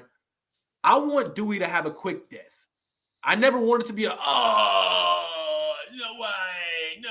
I never wanted that, right? I wanted it to be like you said, in the garage, right? Ghostface and him are taunting each other, and maybe he gets so mad, so fucking mad, right, that he charges at Ghostface. Ghostface moves because he set a trap, and fucking spike to the head, spike to the heart, something like that, right? That way, it's not exactly how Tatum died because she was running away, but it's still, in the same place, kind of the same way, like using the environment. They could have did that, right? They could have did that. But they had my man walking out of the elevator, go back out there when he didn't need to, was so uncalled for, and get gutted like a fish by a 5-foot woman that weighs what? 150 pounds, if that. Sure. I agree, man. I think it would be better if he died that in the garage in the house that way, because I feel like it makes more sense, and it makes more it's like the end of his, it's coming all around, comes all back around to the first one, and that's what I love about it, that they could have done, that I think would be good. I think it would be better than what they did. So What they again, did. I'm not here to change it. Look, it just shows that if you look, if you're truly a lover of Scream 4, St. Clair, if you're truly if Scream 4 is really number 2 on your list, then Scream 5. I'm not telling you where to put, but Scream 5 should be at the bottom, because you've seen what they did in Scream 4 and how they put the legacy characters in there. They added the new characters, and it went together seamlessly, whatever. It went together perfectly. And they could have did that in Scream 5, but what they chose to do was say, fuck you, Scream fans. You see that middle finger? Fuck you. We're going to give you less than 10 minutes of screen time with each of your favorite characters, and we're going to kill off the one character that, look, everyone knows, I don't think Wes would have ever killed Dewey. Truly. I'm not saying that, Dewey deserves to live or anything like that. But we all know the trope in Scream. Dewey was supposed to die in Scream 1. Dewey was supposed to die in Scream 2. Dewey was supposed to die in Scream 3. Dewey was supposed to die in Scream 4. And I guarantee you, if Wes was still alive, Wes does have a fucking sense of humor. He probably would have almost died in Scream 5. but he Okay. wouldn't have died. He just wouldn't have. Because who was Wes's favorite character? Dewey. That was his favorite character. It So for was. the fact, this is why I hate Scream 5. To say you honored Wes is complete bullshit. The I character you named Wes was the best character in the show, in the movie, and he was one of the first to get killed off. Yep. So how are you going to have one of the stronger actors be named after the greatest director of all time and kill him off? Is that not the biggest middle finger ever? Like, what? Yeah. I do agree with that. If they did want to honor Wes, Dewey would still be alive at the end of the movie. But then again, if they were to kill him off, like I said, I would have preferred that they did it at the very end where they're battling Ghostface. I think that would have been perfect. Let But me ask you a question, St. Clair. yeah. Is Scream 5, if Wes was here Mhm. and you're a filmmaker, you work on films, you do scripts, you work on characters, you do that every day. If Wes was here, if he could see what was happening with his franchise and his characters that he built, do you think he would be happy? I don't think he would be happy. Thank you. That's all. That's It, all. That does it, not mean that we don't like Jenna or Sam or we don't. That's not. We love Mindy. We love all those actors. It's the execution and the way that they're doing it. That's the problem that I feel like both of us have. Right? Mhm. We're not saying Scream 5 is a bad movie, and we're not saying Halloween Ends is a bad movie. It's the fact that you're selling us on one thing and giving us some completely other. We're fine with what you sold us. Just don't tell us that it's this, because it's not that. Halloween Ends was not the end of a trilogy. Bullshit it was. You know what I'm saying? Scream 5 was not an honor to West. Bullshit it was. You know what I'm saying? Yeah. And speaking of that, because like you said, like even I agreed to it, because if Wes was still alive, he wouldn't have let that happen. Whereas John Carpenter, he would Let have it let happen. that happen. Let it happen. He doesn't give a damn. He He can he can doesn't. he all it's just like I like because like after Halloween 1, like his excuse is no, like that's the end. Like that's how it's supposed to end. That's my vision. That's how I liked it. But it's like, okay, if cool. But like there's more Halloween movies made and you're Right. getting a paycheck every time it Every gets made. fucking time. Even, and that's why like people hate on Rob Zombie's Halloween, right? Rob Zombie actually reached out to John Carpenter for advice, right? He said, "Can you give me some advice on, your movie?" And John Carpenter's like, "Do what you want with it. I don't care. I don't care." Right? The movie comes out, right? It already got shit on by the fans. John Carpenter doubles down. He doubled down on the hate and hate on Rob Zombie. He was like, "No, I wouldn't have made it." The motherfucker asked you for help, and you said no. Like, what? What? That doesn't mean what? You can't. No, you can't hate on something. If I ask you for help and you tell me no, I'm like, okay, I'll make it how I want. And then you go hate on what I fucking made. Fuck you, dude. I asked you for help. Yeah. It's bullshit. That's why, like, again, you can't do that. You can't do that, man. That's why the This that Halloween. Go ahead. I was saying this also happened, Jason Goes to Hell, like it also Yeah. happened there because the director and writer was just listening to what the producer, the guy who made the original movie, like said. I'm just doing my job. Yeah, just doing his thing, and like he's like, yeah, and dude, same thing happened with Sean Cunningham. Jason Goes to Hell. Yeah. The guy's like telling what to do, right? Mm. And then Adam says, or the director and the writer says, "Hey, like, how's this sound? How's this sound?" And he's like, "Yeah, man, that's cool. Yeah, go with it. Yeah, Go go with ahead, it." yeah. And then the movie comes out, and then later on, like down the road, people are still talking about how it's like shit it is, and he's on the front lines with the fans talking about Yeah, how shit it is. with the And torches. yeah, and it's like, what the fuck, dude? Like, I And then made this movie for you. yeah, I made this. It's crazy. It's so fucking crazy. It makes no sense. And then people like Rob Zombie get a bad rep for the rest of his directing career. There's nothing that Rob Zombie can do that people won't hate on from the rest for the rest of his career. Even if his movies are good. Lords of Salem, good movie. Fucking House of a Thousand Corpses. well, he did that one before. People are all anything before Halloween, people love, right? Mhm. Everything after, people just hate on it. Like Lords of Salem, people hated on that. The I think it was the finale of the Three Devil's from House. Hell. They're Three Yeah. from Hell, good Yeah. movie. Good movie. The Munsters, good TV show. I mean, good movie, right? And it's like everyone just completely hates on Rob Zombie when it was like he was just doing what he wanted to do. He asked for help, they didn't help him, so he said, "Fuck it, I'm making my own movie." And honestly, people enjoy the original Halloween Rob Zombie. People actually enjoy it. It's the They're starting to second warm one. up to it. Yeah, you got to warm up to it. Is it vulgar and disgusting? Yes, but that's Rob Zombie. He's a fucking metalhead, right? It's the second one we got a problem with. I even have a problem with the second one because of the white horse and all the him eating dogs and shit. Like I didn't like that. But the first, but I did enjoy the hospital scene in the second one. That was fucking cool. Way better than fucking the hospital scene in Halloween Kills. You know what I'm saying? Yeah. And Oh, Gary Crave's cinema is here. She Craig in says the good morning. building. What's going on, Craig? What's going on, Carrie? Hopefully, yeah, you're enjoying.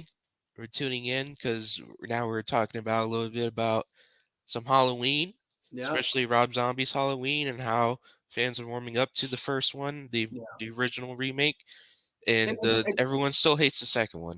it's not going to change, man. It's not going to change. And like I said, I started this off because I just want to say, like, again, even Rob Zombie's Halloween was a blockbuster. It was a blockbuster. And again, there's no hate to films like Terrifier, but here's my thoughts on Terrifier. Have you seen Terrifier yet, Sinclair? I you're gonna be I mad, won't. I won't spoil but it. I won't spoil it. no, you're gonna be mad because I never seen both of them. I Okay, didn't see cool. both. Okay, you're good. Okay, so Terrifier 1 was way better than Terrifier 2. It was, but here's the thing. Terrifier 1 came out on Netflix, or it was like an independent route, It was right? like digital, like Digital release, yeah. right? So, which it was should have. It was like an hour and a half movie, very low budget. You could tell it was low budget because and this was even with a Netflix kind of budget, not Netflix, but like a higher indie budget, right? You could tell it was low budget. So fast forward to Terrifier 2, right? Even with the bigger budget from Terrifier 1, you could still tell it was a low budget film. I don't know if, honestly, to me, it shows in the camera. And it's no hate to the budget, but you don't have these David Gordon Green cameras, okay, Damon Leone. I'm just be honest with you. You don't got it. And we can tell, okay? It's not that we can tell bad because technology has changed so much that it looks good, but you can still tell it's a B movie, right? So you got that working against it. And then you have a runtime of almost 2 hours, okay? When the original runtime was like an hour 15, maybe an hour 30, not even. So you're telling me you're doing an hour-long storyline, right? And then and then the storyline in Terrifier 2 made no sense. 0 sense. Granted, there was not much of a storyline in 1, but the storyline in 1 was there's this psychopathic clown who finds these two women and just brutalizes them, right? And the second one, you have the same clown who brutalizes a family, right? And at the end, it turns into the main character girl gets on some He-Man, like, I am He-Man, and she gets like some magical powers, and you're at the end, you're just like, huh? What? Like, and again, you don't. I'm not hating on the film. I'm just saying, films like this is why cinema is going down because they're getting theatrical releases when they don't need theatrical releases. You just don't. You need fucking at home because then what happens? Okay, because I see Carrie's comment and she says, "I love Terrifier. Terrifier 2 hits out the park in my opinion. I love the grittiness and I love Sienna. I do love Sienna. Sienna's the final girl. She's amazing. She is amazing. But what I'm saying is, like, as a lover of cinema, right? The story didn't make sense from the first one. It just didn't. And when you let films like this get theatrical releases, right? This is a hot take. I'm not gonna lie, this is a really hot take right now. But your Hellmaster, I don't give a fuck.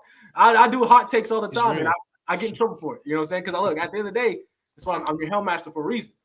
But when you let films like Terrifier 2 get award, what is it, Oscar nominated, that they put their ballot in for the Oscar. Carrie, you What? cannot you cannot, yes, they did that. They did that. Carrie, you cannot sit here and tell me that Terrifier 2 deserves to be on the ballot for an Oscar. That is complete and utter nonsense. When there are good independent films who actually deserve to be on the ballot, right? And it's because we live in this day and age, right, where the hype is so real. You can hype up a dog shit movie. Not saying Terrifier 2 is dog shit because it wasn't, but you can hype up a B movie and it make it to the Oscars. What? And then you hype up a movie like Winnie the Pooh and off of a fucking $50,000 budget and it makes millions. And then you go make a Grinch movie that's going to make fucking millions. This is St. Clair's dream. St. Clair, make your movie because it's going to make millions. You know what I'm saying?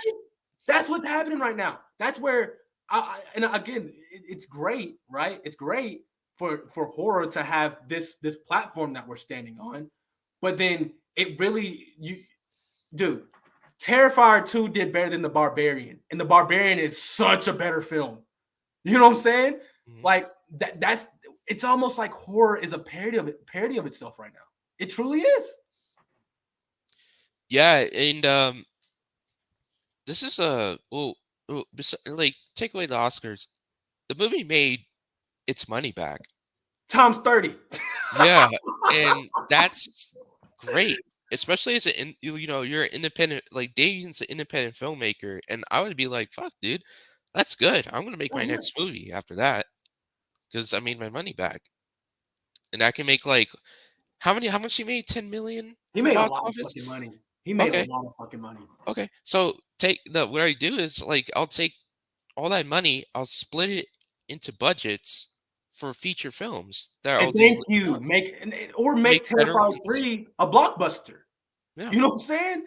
Like, because you went, it just blows my mind, St. Clair. Because who truly deserves an Oscar is, I'm going to put down two routes here. Carrie said it right now. Okay. All right, let's see. Carrie said Jamie Lee Curtis. But first, okay, let's go first, right? All right. First, she said Jamie Lee Curtis should for Lori. Facts. That's just facts. I'm not a hater against that. For Halloween, even Halloween 2018, she deserves a fucking Oscar. Facts. Halloween 78 deserved a fucking Oscar. Facts.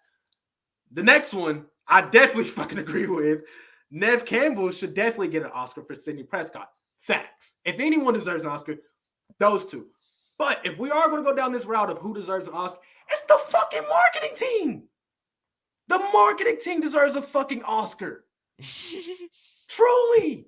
Because you had a film do that great when truly the first film was. Now, Carrie, let me ask you this. Story-wise, Carrie, which one was better? Terrifier 1 or Terrifier 2? That's all I want to know. Because I do agree that the effects and everything was way better in Terrifier 2. I want to That's know. what I heard. Yeah, Yes. people said this is better. But then again, when we say overhyped, we were hearing things like, oh my God, I puked within the first 30 minutes of this movie. Again, Oscar nomination goes to the marketing team. I don't know who the fuck put that out there, but at no point during the movie did I want to puke. Okay? I didn't.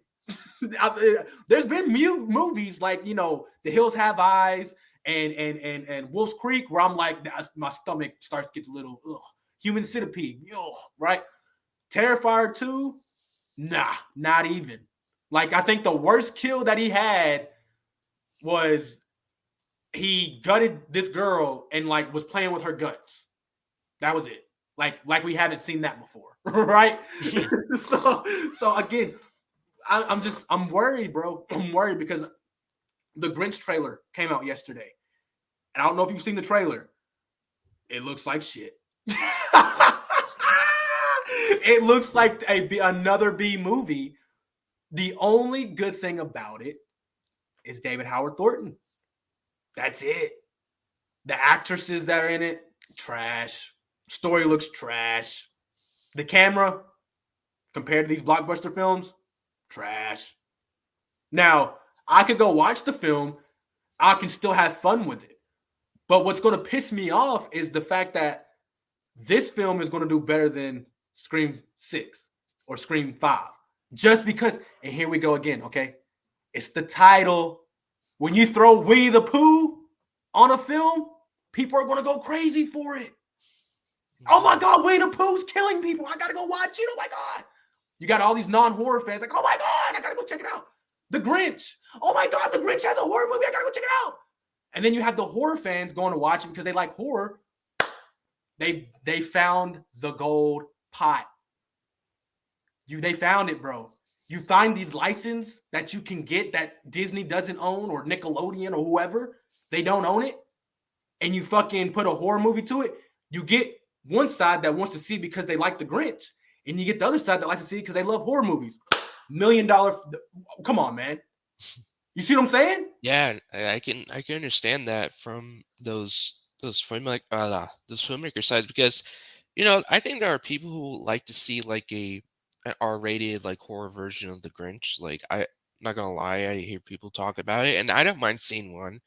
I think it could work as a horror story, and they were smart to do something like that. I don't know how they got the rights, but I don't know.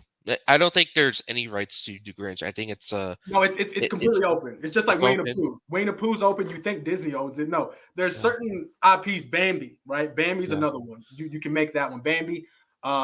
A lot of Hansel and Gretel. That was a thing for years that we mhm, grew up on, right? The Hansel and Gretel yeah, horror movie. So it's like, but then again, those movies did not get theatrical releases, bro. mhm, They weren't charging $15 a head, $25 a head to see these movies. And the fact that these production companies and these directors have the fucking balls to do that shit is highway robbery. Look, Carrie says, I want to read two comments. Terrifier was more mysterious to me. This the original. Correct. I agree with that. I didn't know much about art. It felt straightforward. Correct. I agree with that as well. And then Terrifier 2, it had more fantasy elements. I'm 100% correct on that. They use more effects for sure. And again, I don't hate on that because what was that one night? Because look, I like Friday the 13th when that one girl gets the telepathic powers. Which one is that, Sinclair? that was like part 7. Part 7. Yeah, That is one of my favorite Friday the 13th, right? I enjoyed that, right? Just like Nightmare on Elm Street, the Dream Child. I enjoyed that one, right? dude, I love that movie. I It's one love of my that. favorite nightmare It's movies. a Yeah, good movie. But at the same time, it's like this. Those movies actually had a fucking story to it. They had a story to it. Terrifier 2 didn't have a story to it. They just had fucking I am He-Man. And it's like I don't want to have to go on a movie. I don't want to have to go to YouTube to figure out what the fuck a movie was about. And that's what I had to do with Terrifier 2. I literally got home and Googled what the fuck did I just watch? Because it was so far away from the original. And I'm not mad at it. I just don't think it should have been nominated for an Oscar. And I don't think it should have had a theatrical release. Maybe I'm just an old man at this point. You know what I'm saying? And the second comment that she says is, oh, the mean one? Yeah, that's the Grinch movie I'm talking about. It has B movie qualities, but it seems like the kills will be creative and balls to the wall. Oh, will it be good? I don't think so at all. Look, hold on a second. She just did some Dr. Seuss shit. She just did some Dr. Seuss shit. Let me read that one more time. I'm gonna read it in my Dr. Seuss voice. Okay. Oh, the mean one? It had a B movie quality, but it seems like the kills be creative and balls to the wall. LOL. Will it be good? I do not think so at all. You see what I'm saying? You mhm. did good there, Carrie. Some leprechaun shit. And then she also says, so they use different names for the Grinch parody. They're not calling him the Grinch in the movie. They changed the Grinch name to be able to use Grinch. Okay, so that's what's happening. So it's basically they're stealing certain elements. So like Winnie the Pooh isn't like Winnie the Pooh, right? It's like Pooh slasher shit. I don't fucking know. The mean one, not the Grinch, but the Grinch, right? Bambi. It's not gonna be Grinch, but it's not gonna be Bambi, but it's gonna be Bambi, right? I heard that they're doing one about a cocaine bear, a bear that sniffs cocaine. Like, what are we Dude, doing? I was just looking on Facebook, it just popped up. Yeah, it's called Cocaine Bear. Cocaine bear. It's not a true story. Now, granted, it's a true story about this bear that did like 7 kilos of cocaine. But do you see what I'm telling you? That the horror is turning into a parody of itself. It truly is. We went from making films like Conjuring, fucking Insidious, and we're still getting those. But those aren't. People are giving these other films like The Grinch and Terrifier more praise than Malignant. Have you seen Malignant? I haven't, so Okay, I can't Malignant comment on is that. a great fucking movie by James Wan. The horror community hates Malignant. They hate on it. And I'll let you watch the film and then we'll talk about it. But they hate on it.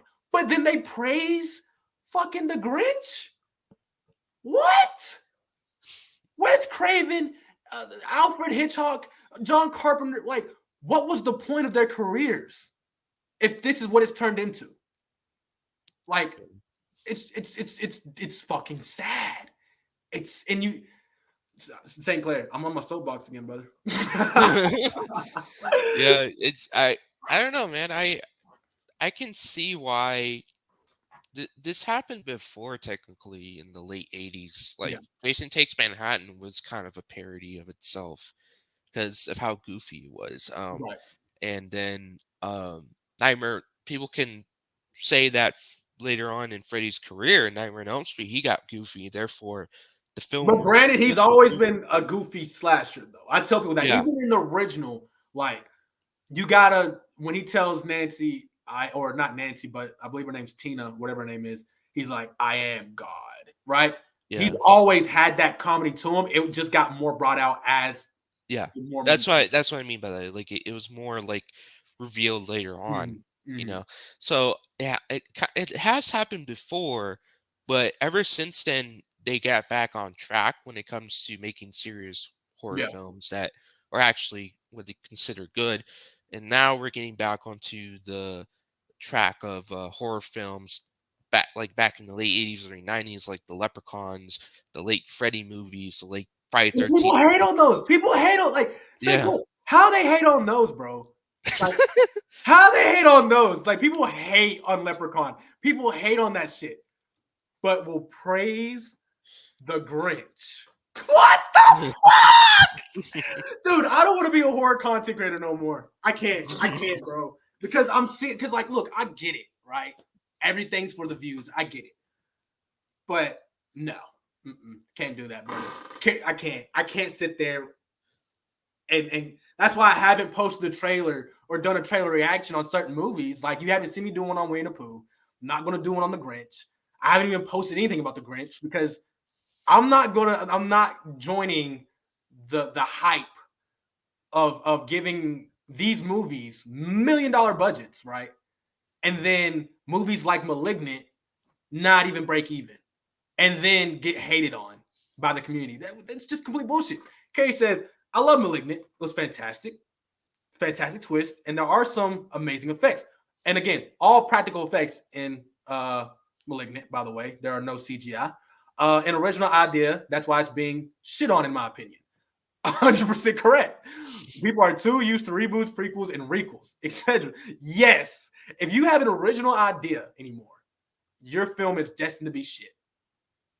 That's crazy because it's like people will shit on sequels because it's a sequel to like the original like film. Like Halloween, for example. Like Halloween is the all-time great. It shouldn't need a sequel because Right. it's just so original. Right. And then we get Malignant. From what I hear people talking shit about it too. And I'm like, Yeah. okay, so that's an original movie. Like, what is it that you don't like about it? Oh, it's like Right. What is it you don't like about it? Because somebody at some point had to look at Halloween and it was an original, right?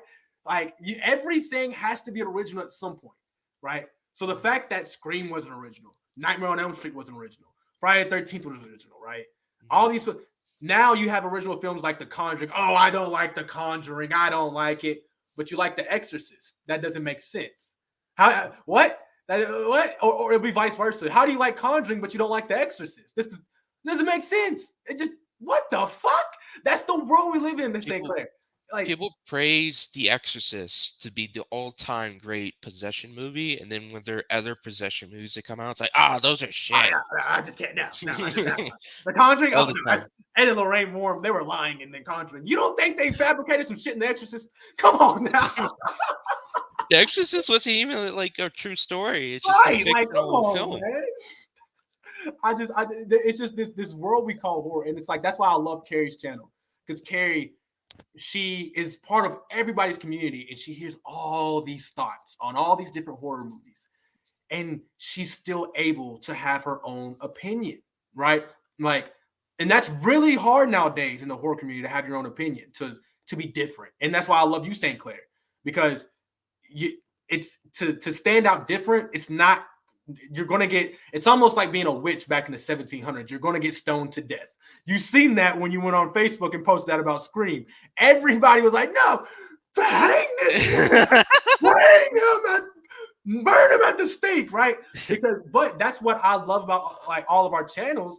Is that yeah, we'll agree with you, but then we'll also disagree with you. And if you don't like it, oh well, you know what I'm Yeah. saying? Oh Yeah, man, because when I made the post, there were people that say like, where's the proof? Where is it?" And I'm like, "Guys, like, stop lying to yourselves." that is yes, that's the day we people literally lie to themselves and actually say shit is good. And that's it's crazy. And I'm not hating on anybody's opinion. It's just a blind man can see some of this shit is trash. You know what I'm Yeah. saying? Like, come on, brothers. And like because I was also just stating like how like um throughout horror, especially in franchises, we would like to see something new, right? Like we need something new in our franchises, and when something new comes around, something original, it's always like, oh, it's so shit, it's so bad. Stick to what we got before, and then we got something like you said, my malignant, which apparently it's good Great since you were movie. talking about, and Great then other movie. people are just like, oh, it's so shit, and they hop on the bandwagon. And it's They like, hop oh, it's on. so shit, and it's an original film with its own original ideas. Yes. It's not part of a franchise or anything, and they still shit on it. I don't know, man. And I have to say the horror community sometimes could be weird when it no, comes to that. this is not I'm the not first gonna time you lie. said this. I've watched you and your friend's podcast. I forget. Please forgive me. I keep forgetting his name. Oh, Eduardo. Eduardo, but you guys do that a lot. You guys will like go talk about people's hot takes or talk about what a certain YouTuber or something says when you know it's complete bullshit. You know what I'm saying? But yeah, I agree with that 100%. Dude, it's just And there's nothing against the fans. There's something against them. Like I'm a fan. We're all fans. You're a fan. I I'm love cool. being with the fans and Yeah, like talking and stuff. But when it comes to stuff like, okay, I want to see something new, and then we get something new, it's always like hated on. backlash, Yeah. shit on. It's like, okay, guys, what do you What do expect? you You asked want? for What do you something. want? Like, Can you explain, please? like I try to tell people. I want to. Carrie says that's why Scream 2 dropped that idea on its head, picking up on the fact that sequels are destined to be dead on arrival. Thinking it won't come close to the original Scream 2 holds it down. Damn, Carrie. Yes. Fucking Randy. Gotta love Randy, man. Gotta love I love Randy. Randy. It's actually She also says, I'm okay with having hot takes, lol. I will not conform, lol. Horror is meant to speak to us in its own personal ways and to share those thoughts, those feelings. Agree 100,000%. percent.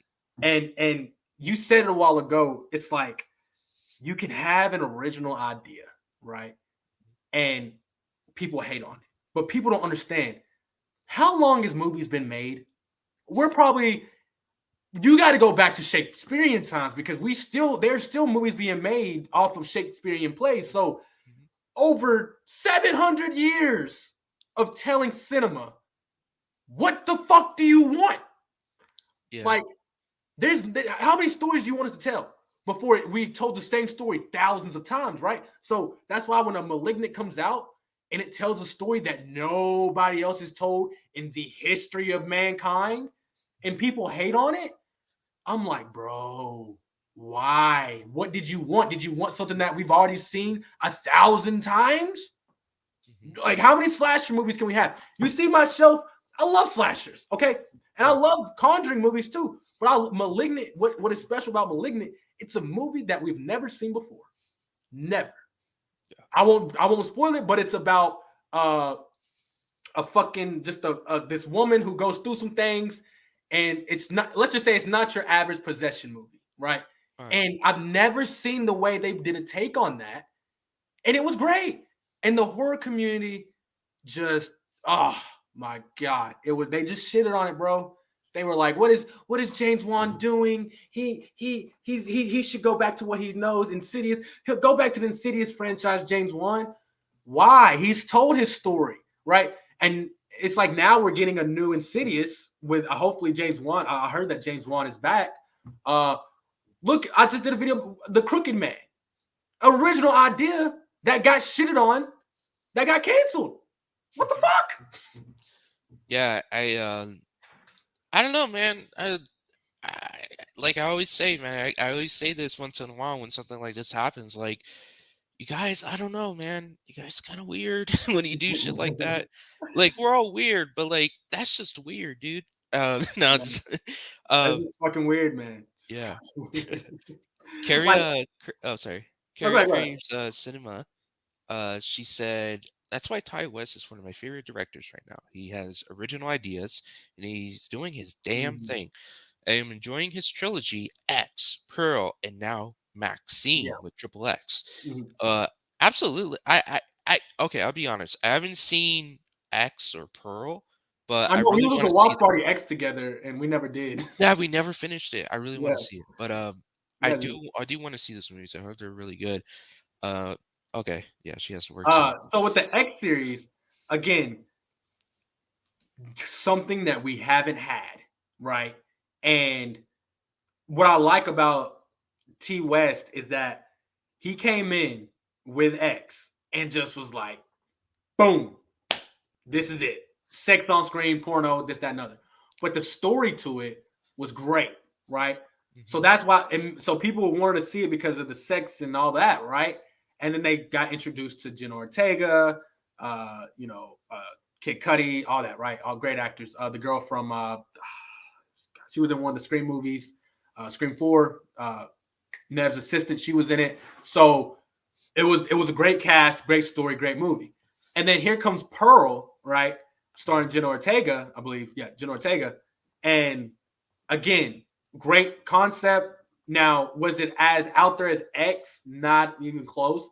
But people were already intrigued by the director and the writer, right? So they said, "Fuck it, we're going to tuned into a great fucking show movie, right?" Again with Maxine, so it's like he knew, just like with Jordan Peele, right? His first movie was so impactful, so controversy, surrounding controversy that people had to watch it, and now people are loving every film he does. T West is going down the same route. His first film was so fucking controversial. One of his first films was so controversial that people are starting to notice. And then he had, I believe he directed They Them with Kevin Bacon. I might be wrong on that. I could be completely wrong on that. But again, another controversial movie that got the director into the to the movie scene. Yeah, it's interesting. I'm glad like these um directors are coming up because I can understand from point of view of director you want to do good bigger better things and you want to get your work out there and that's they're doing a good job of doing that. So I'm glad that Yeah, their names are getting out there because we're talking about them. So that's something that I think a lot of filmmakers and directors want. They want us to talk about them yeah. and about their work because that's what's really most important about us That's as directors. exactly. And even what I said about Terrifier, right? I still Damon Leone is a great director. Now the writers need some work, you know what I'm saying? But directing wise, Damon Leone is really good, especially with the effects and just the camera angles and all that. Like he's great. Another great director, horror director, Adam Green, one of my first favorite independent film directors. He directed Hatchet. After I watched Hatchet, I watched his film Frozen. I watched Frozen, another great original concept idea. And then I believe he made ATM, if I'm not mistaken, possibly. Uh, I don't know. I don't think so. Okay, if he didn't, then I could be wrong. He I made could be he wrong. made almost all the Hatchet movies for He made sure. all the he made Hatchet because I knew Yeah. he made I know he made Frozen. There was this movie called Frozen. Have you seen that one? It's about No. I know basically it's just two guys stuck on a yeah, the most simple premise, yeah. but the most effective shit ever. And that's why Adam Grant is such a great director because it's like literally one setting, a fucking ski lift, and it is so great. Oh, it's so great. Yeah. Yeah, he's definitely underrated when it comes to that because um because his films, I don't know if he's still David making Brooks, films. ATM, David Yes. Brooks. Sorry about that. David Books. Okay. Um but yeah, he's a good director, good filmmaker, one of he's up there. Um there's other ones too, like they're out there that are just doing their thing and just love making movies, and that's what's most That's what important. it's all about. That's what. Yeah. And if you get the deal, cool. If you don't, this I tell people just do the best with what you got, right? And that's why Ti West is one of a great up and coming director because he might not have the biggest budget, right? Obviously, in his films, he doesn't have the biggest budget, but with what he does have, he makes it look not like a B movie. And that's what I wish some directors and filmmakers would do. Like, just because is it's a B movie, or because just because you don't have a budget doesn't mean it has to be a B movie. Adam Green had probably a really low budget for Hatchet, also with Frozen, right? But if you watch it, it looks like it could be made by Netflix, truly, right? And that's what most up and coming filmmakers miss out on. It's like don't focus too much on what you don't got. Focus on what you got and making it look like what you don't got. You know what I'm saying? Mhm. That's what they say. Like, there are independent films that don't look like independent films. They look like Yes. they're Hollywood made. Yes. Um, I well, if I have to suggest something to a filmmaker, um, start small. Start from the ground up. You Mm-hmm. don't have to have the best camera. What camera do you have? Do you have a phone? Does Use that your have a phone. camera in it? Use Get your you like a phone. little stand where you can like prop it up. You know Yeah. what I'm saying? And use your phone, man. Yeah, just start off. It doesn't have to be an iPhone. It could be an Android. It doesn't matter. Just, if you have a camera on phone, start off small and then work your way up. Obviously, I would say start with short films, work your way up. Then when ready to make a feature, you're ready to make a feature. And that Mm-hmm. could be with great, cinema lenses, cameras, all the good stuff, a good lighting, you know, um, yeah, just when you get there, and then you'll release a movie that's like, oh, it's fantastic, it's great, looks Yeah. great, sounds great, and Audio it's a is good another story. thing. Focus more on audio than your video because you can go back and shoot again. You can go back and you know uh, edit on some videos. Yeah, Once your audio's fucked up, your audio's fucked up. yeah, it's the truth. It's the truth. And I just want to get back to Carrie. She's rolling in the comments right now, just Okay. giving us some stuff. What we got? Frozen is amazing. Kevin Zeiger's in it. He gets quite tense death in that one. He breaks his leg and will skin him. Well, I didn't know that, so there you go. Yeah. Spoiler. But again, it's just the premise, right? I like those stories. I like Shakespearean stories. Like what is that? What is that one story by? I believe it was Shakespeare. It could be Edgar Allan Poe about the man in the cave, right? To where there's this man that was born in the cave. All he knows is inside the cave, and he sees these shadows from the light that's hitting the cave, right? And he thinks it's a fucking monster. He's like fucking terrified of it, right? And it's like the most simplistic story. Like he's imagining what these shadows can be. It's like monsters and demons. And then he finally gets out of the cave and he realizes that it was all in his head, right? So again, a simple story, but it could be made into a great horror story, right? Yeah, And when those films like Frozen and ATM, right? Those are two films that are the most simplistic stories ever that are made into a horror movie, right? yeah, And if you can do that, you are fucking talented. Talented, bro. And yeah, John Carpenter has one of the greatest quotes of all time. He says, what made one of the quotes that he talked to some fucking Native American shaman, and he was like, "What this is how you define horror, right? There's two kinds of horrors: the horror that we know internally, right? That everything that scares us, and the horror outside that we don't know, right? Fear of the unknown, right? mhm, So what makes Frozen and ATM such a good movie, it's the fear we know, right? The heights. We're scared of heights, being stuck on an escalator or an ATM. You're scared of, being robbed at a bank, right? But then they introduced the fears that we didn't know when it comes to no one's ever experienced a serial killer, right? No one's ever experienced that, and they did that with ATM, right? And Frozen, no one's ever experienced being eaten by wolves, but they put that in there. And when you can combine both the horror of what you know and the horror of what you don't know, and you combine both of those, you got gold. Like Tales from the Hood. Tales from the Hood, That's a good exactly. example because almost every story is the reality horror and mixed with the unknown horror. Yes, and when you can do that, because it makes it that much more real. You know what I'm saying? That's why Scream is one of the most, for me, if you watch Scream late at night, at the right age, you gotta be the right age, right? Mhm. At the right age, late at night, that's it. Because it mixes real life horror with the unknown. Same thing with the original Halloween. It'll truly terrify a person. That's why those films terrify people, right? Right. I agree 100%. Yeah, I'm trying to think of another movie. There's another movie that I've seen that has that element of like reality mixed with Saw, another unknown great one. horror. Saw's Yeah, another Saw's a good great one. Yeah, one. Saw. Final Destination. Again, the greatest franchises. It's the way John Carpenter said it. You have to mix in that type of horror to have a successful horror movie because nobody wants to be scared of some shit that they've already been through, right? Mhm. That's where you start to get movies like Wolf's Creek, and I'm not saying that there's still terrifying horror movies because fucking the rape and all that, but it's like nobody wants to deal with that. Nobody wants to be that, right?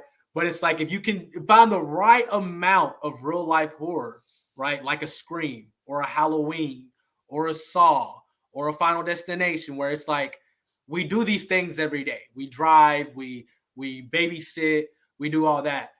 Then you got it, right? And it's really it's that's The- why I love talking about horror like this because I rarely do because you guys see me, I'm your hell master, I'm just your dumb content creator. But no, I seriously think about movies like this. yeah. I really do. Yeah, and especially Final Destination because a Oh, lot of the disasters that happen, the premonitions that happen, yeah. are things that we do every day, but that because like for example, like the roller coaster, right? A Yeah. roller coaster, you're supposed to get on, have fun, right? It's not supposed to be a death trap. It's supposed to be something that you're supposed to have fun, have a good ride, but then you add in death, and Mm-hmm. death messes with the tracks, and the Mm-hmm. tracks start spinning out. The roller coaster starts to crash, and all that. And all that is a fearful thing that can happen, but rarely happens, Right. right?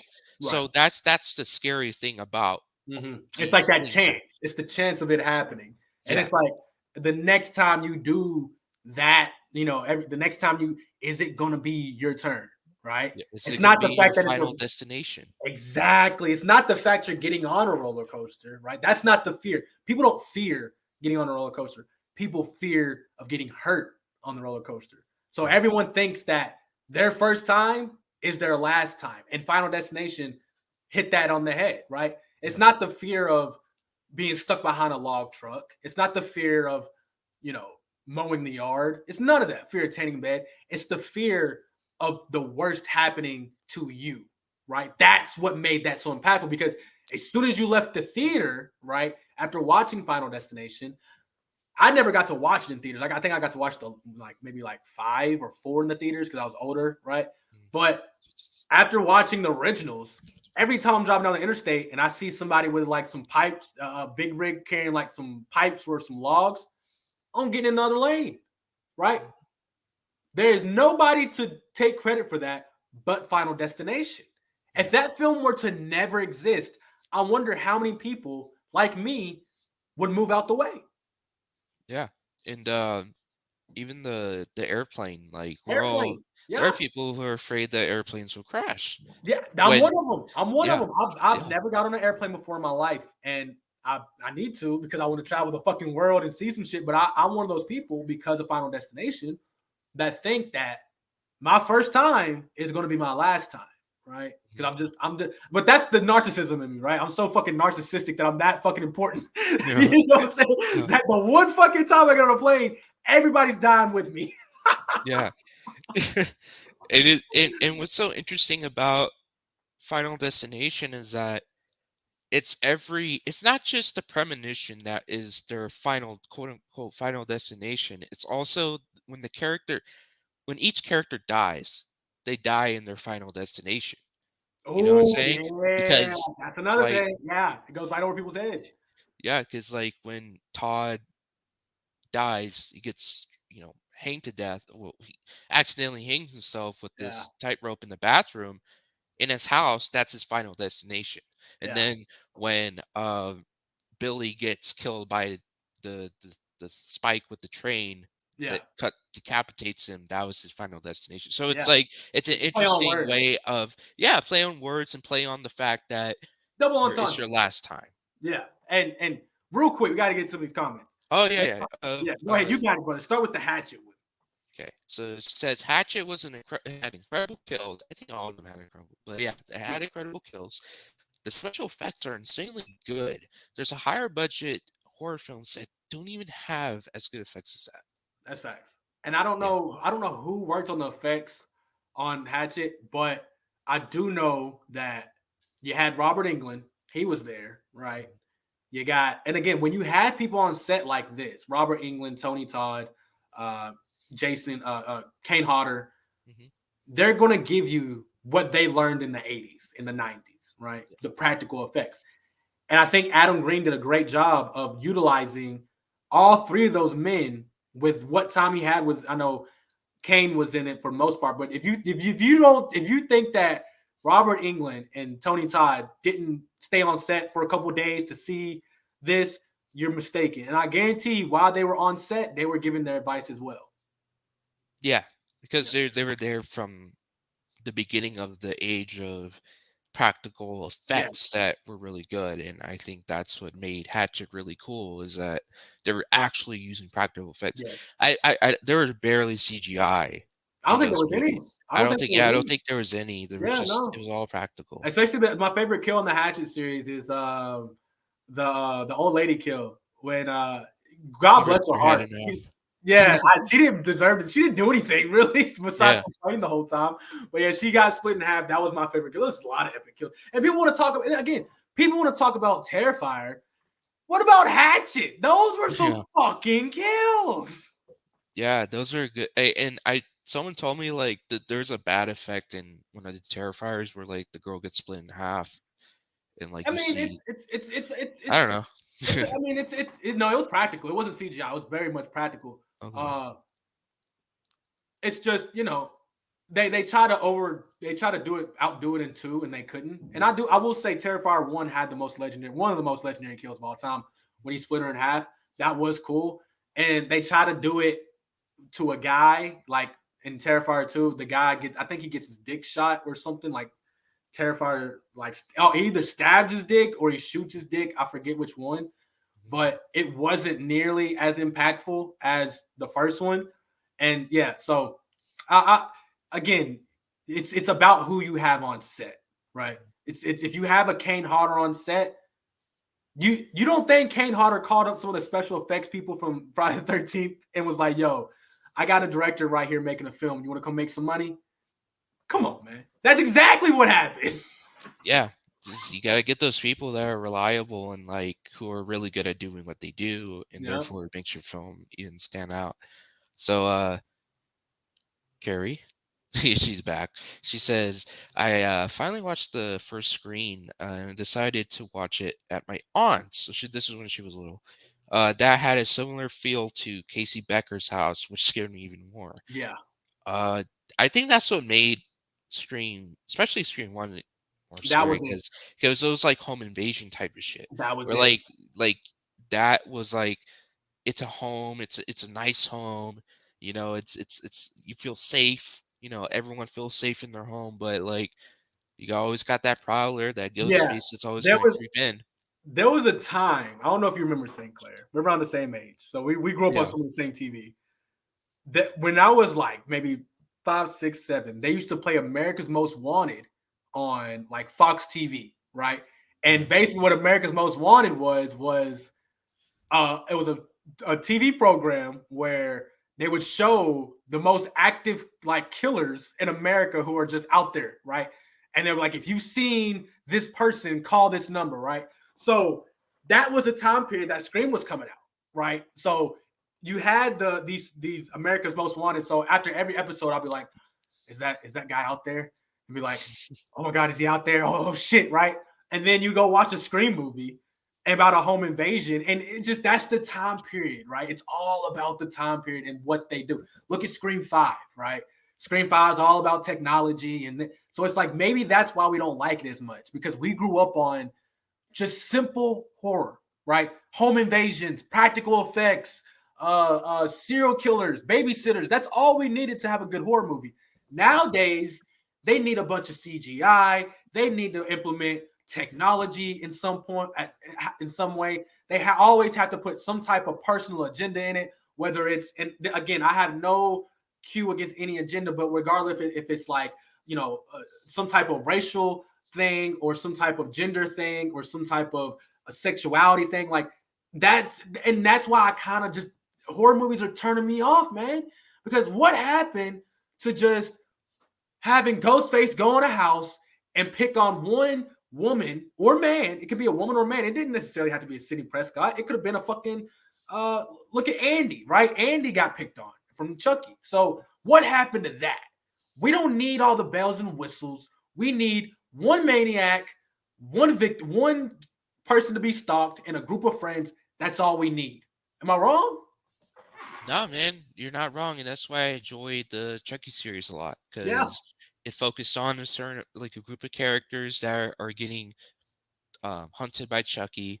They're on Chucky's list, and yeah, they're getting stalked. They're getting tormented. It's just that's the original way of the original horror that we got, which yeah. is grounded in the base of like a simplistic type of scare. Right. And That people we're are, and you touched on it earlier. People want to scream on new. Oh, we want new. Oh. But we give you new, you don't watch it. Adam Green gave you. People are like, oh my god, I want a new Jason. Oh my god, like just Mhm. if I don't get Jason, the motherfucker gave you Victor Crowley with the guy who played Jason, and you didn't even watch it. Yep. You didn't even watch it. So people who are screaming, "Oh my god, I wish Kane Hodder would play Jason again." Literally, not even 10 years ago, he was just doing that same fucking thing, Yeah. literally. But the fact that Paramount didn't make it and Universal didn't make it, you won't go watch it. This is why I can't. Again, these horror fans sometimes, like if you really claim to be a fan of horror, right? You got to watch everything.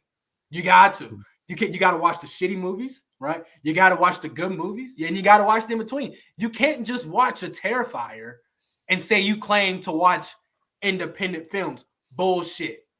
Terrifier is not an independent film. It started off as an independent film, Mhm. but people are losing what makes an independent film an independent film. Okay. Before I go on this, Carrie says that's what inspired Kevin Williamson to write Scream. He was house sitting and saw on the news about the Gainesville Ripper. Is Gainesville? Oh my God! Is it Gainesville, North Carolina? Because that's where Avery's from. It scared him thinking that he was alone watching true horror. He wrote Scream. Again, one of the greatest writers of all time. And Carrie, I just found out today, Dominic St. Clair told me Kevin Williamson had nothing to do with Scream 5. Nothing. Mhm. Can you believe that, Carrie? Nothing. He didn't write it. He didn't help write it. Nothing. That's bullshit. Fucking bullshit. Uh now, back on my high horse. What was I saying? I was saying something. Come on. Come on. Say something. You're saying the true independent film. Okay, true independent films. Okay. Yeah. Dominic St. Clair is a true independent filmmaker. Okay. What do you mean, Hellvington? Why is he one and Damon Leone's not one? Well, look what Damon Leone has at his fucking bloody disgusting. What helped out on that film? I think they're the distributor for the Okay, film. yeah. So Yeah.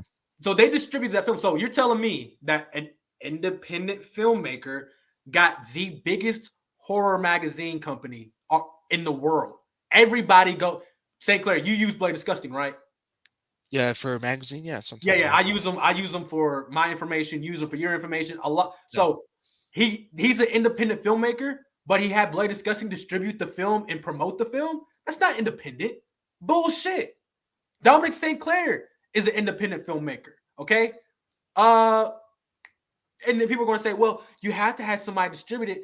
I get that. You don't have to have one of the biggest magazine companies in horror to distribute it. Mhm. John Carpenter didn't have that. He had the Cods. That's who helped him. And they were just a bunch of millionaires. I'm not saying you don't have, you can be an independent filmmaker and have millions of dollars to make a film. Yes, I'm saying that. But when you have the marketing, right, of a multi-million dollar company, no, that disqualifies you from being an independent filmmaker because you didn't have to jump through the same hoops that everyone else did. You got independent filmmakers do not get theatrical releases. Do people understand that, right? People understand that. Like it is very rare for an independent filmmaker to get a worldwide theatrical release. What? Independent filmmakers have to go to Sundance and they have to go to California and work their asses off. Okay, Mhm. so again, I'm on my soapbox right now, and I look. People are gonna, y'all are never gonna find me. I'll double down on this. If anyone asks me in 20 years from now, if there's like if Terrifier 3 is the biggest thing, I will continue to say that Damon Leone probably started off as an independent filmmaker, but Terrifier 2 was far from an independent film. Just saying it. Now, it was a B movie. I'll give you that. It was a B movie. And that goes to show why I don't like it because if you have that big of a budget and that big of a marketing and you gave us that, all right. Yeah.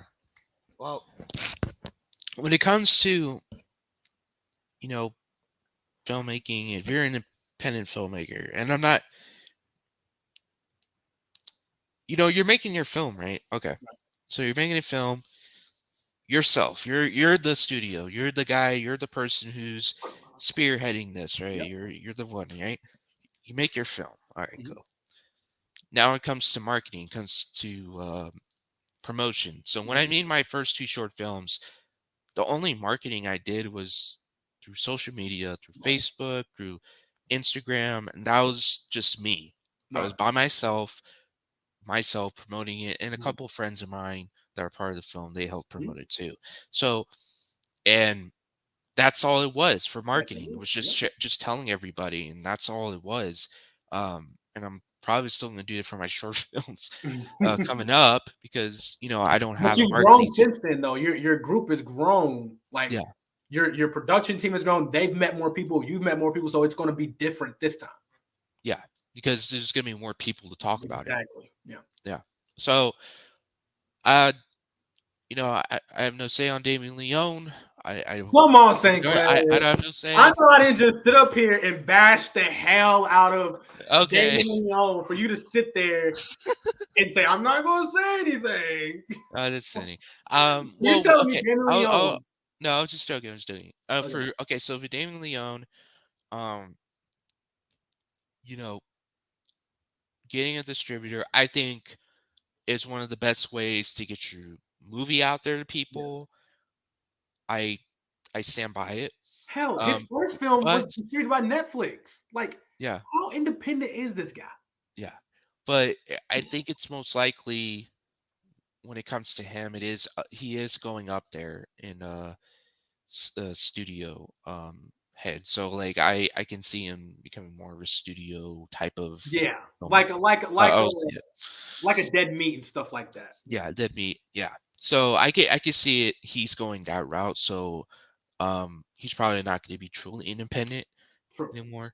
But I will still say good for him from getting to that point Oh yeah, because for sure. he's definitely got where a lot of independent filmmakers want to get and they still want to get. So but yeah, if he's true independent, he started off okay. He's independent, but now he's more in the studio side, He's and that's more fine. corporate now. Yeah, Yeah, and that's fine. And that's fine. and I'm not mad at that because you do have to grow as a filmmaker. And but the ones who are out here calling him an independent filmmaker, it's just ridiculous because even then, even when you do have an independent filmmaker, you like Adam Green to me is still an independent filmmaker. Mhm. Like he will until he gets that big break like Damon Leone did. He's going to be an independent filmmaker. You know.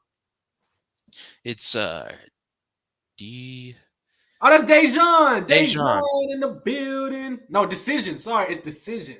Decision. He's in Decision. is in the building. Wait, Okay. is he was he on I Like Scaries? No, no, no, no, No, no. okay, okay. He's an That up was and coming rapper. He's an up and coming rapper. oh, okay. Well, welcome, welcome. Yeah, we're Yeah, just talking about horror. we're talking about Um, horror. So, it Decision. My question for you, bro, brother. What is your favorite scary movie? I gotta know. I gotta know. yeah, and speaking, you know what? Since we're talking about rap a little bit, since we mentioned that, let's talk about rap horror. Let's Okay. look at that. So, have you seen two Snoop Dogg horror films called Bones and Hood of Horror? Have you seen those ones? I've seen Bones back in the day. Mhm, I believe I was like on Shutter or something, mhm. and the Hoods of Horror. Isn't that the one where it's like his Tales from the Hood kind of thing? Yeah, it was just Tales from the Hood. Yeah, Yeah, yeah. I enjoyed it. Yeah, that was way back yeah, in the day. Hell yeah. I yeah. I, I enjoyed that Leprechaun Goes to the Hood. I enjoyed both of those films. Leprechaun Goes to the Hood. Leprechaun Goes Back to the Hood. The I Hood. enjoyed Yep. those films. Um, there's a lot of urban rap Mhm. uh and I hate saying urban because it's not urban, but there's a lot of horror movies in the culture. Mhm. Decision says his favorite movie is Stay Alive. Is that the one with Frankie Muniz? Yeah, that was the one where there it was about a game that kills people in real Yeah, life if they die in the game. Yeah. yeah, with Frankie Muniz from what was that? What was that movie with him and Malcolm in the Middle. Wait, no, what's that? No, there's a guy from Malcolm, but no, it was him, but he uh, also was in this one movie in the early 2000s with what was that one girl's name?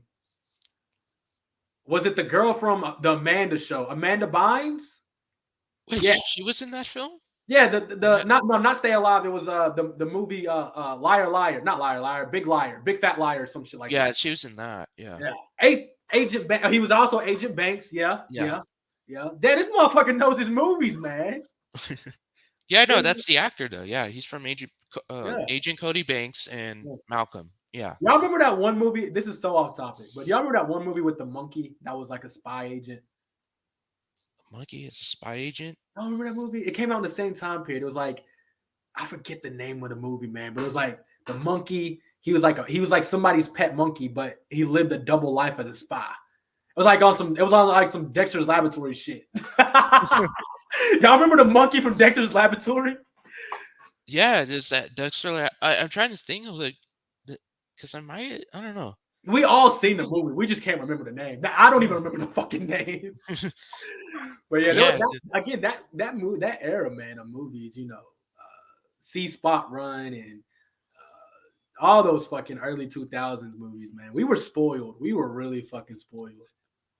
yeah. And speaking of like Leprechaun, like in the hood, like I've watched like BET, Yeah.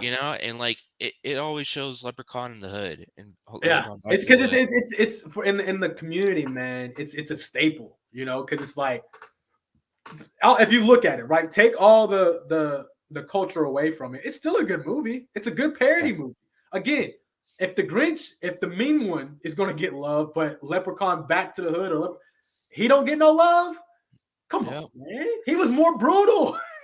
yeah, dude. It's like he was yeah, in the movie, man. The thing about what I love about Leprechaun is that he just wants his gold. That's Yeah, all he wants. He just wants his gold, and everyone's just trying to take it away from him. yeah. You know, And what and he's trying to survive. he was trying to survive, man. And what I like about Leprechaun, and again, this is what I like about all my late '90s movies, early '90s, is that it gave us Jennifer Aniston, right? That was her first feature anything. That was her first, and she did that. Same thing with Texas Chainsaw, The Next Generation. It was the first for Renee Zellweger and Matthew McConaughey. That was their first film, right? Paul Rudd, Halloween 6, first film. Yeah, So that's what horror does. Horror breaks these actors, these legendary actors, right? Ant-Man, fucking Rachel from Friends, fucking I don't know, Matthew McConaughey from the fucking BMW commercials, whatever the Cadillac commercials, right?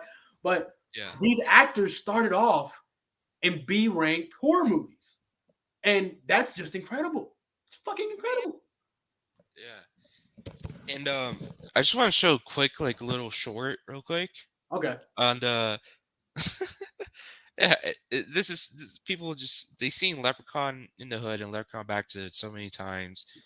It gets to people said, I don't blame him because I love Leprechaun in the Hood, love that movie. Leprechaun Back in the Hood. You know. So I just want to show this quick little short. Can you see it? No, oh yeah, we can see it now. Yeah. Okay, here's the short. He look like a leprechaun to me. All you gotta do is look up in the tree. Who else in the leprechaun say yeah? Eyewitnesses say the leprechaun only comes out at night. If you shine a light in its direction, it suddenly disappears. This amateur sketch resembles scientists say the leprechaun looks like. Others find it hard to believe and have come up with their own theories and explanations for the image. My theory is it's casting a shadow from the other limb. Crackhead. They to the wrong stuff. And it told him to get up in a tree and play a leprechaun. We're gonna get down to the bottom of this. Yes, yeah, damn well. Be afraid. Don't be afraid, man. This guy helping to direct traffic says he's prepared for his encounter with the leprechaun. He's suited up from head to toe. This wars off smells right here. This is a special leprechaun flute, which has been passed down from thousands of years. To me, it look like a leprechaun to me. All you gotta do is look up in the tree. Oh, that was great. That was great. You gotta love the culture, man. The culture. Gotta love the culture. That has to be Leprechaun Back to the Hood 3. I don't know. It's like it has to be because it's like the guy got the actual leprechaun flute from Leprechaun the Hood. He said, "I'm strapped up head to toe." This would protect from the magical spells, you know. Oh god, gotta love Leprechaun, man. Gotta love Leprechaun. What other horror icon you like to see go to the Hood? Oh man. Well, we kind of seen Jason take Manhattan, right? So, Okay. what other one I like to see go to the Hood? I mean, I think Freddie would go. If Freddie going to the Hood would be wow. Yeah, I think like this it could be explained. It's easy to explain. Like you know how in Freddy's Dead, like he went in someone's mind.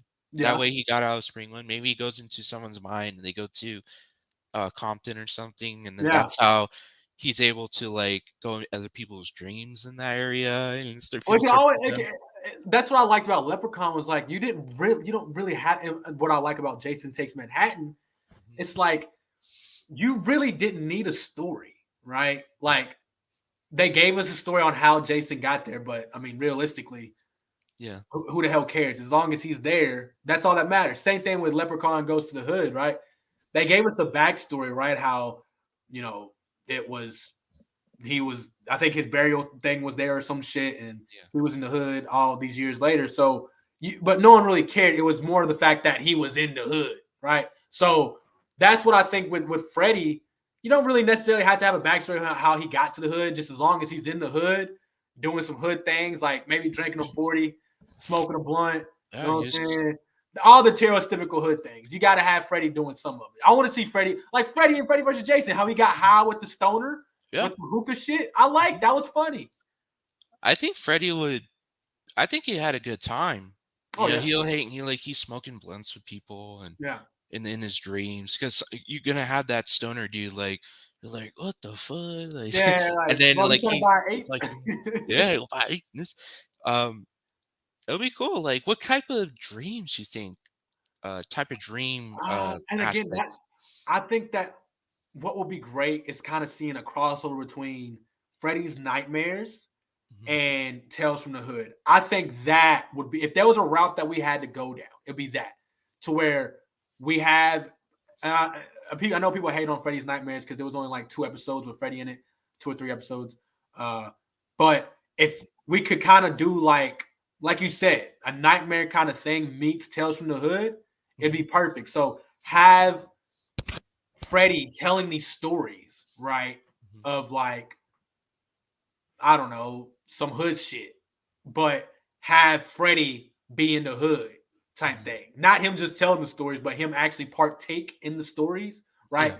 Like it's Freddy's nightmare. Like you said, it's Freddy in Compton. What would Freddy be doing in Compton? Well, whatever he wants to do. Whatever, that's what I want to see. I don't want there to be kind of like, oh, he's in the mind of a mental patient in Compton. I don't want that. I Mhm. want like Freddy's in like dreams in Compton, Freddy's dreams in Brooklyn, Freddy's dreams in New York, kind of thing. Yeah. So like he's like so it's like Freddy Nightmares the movie, I guess Yes. you can say, and it's like him like Freddy.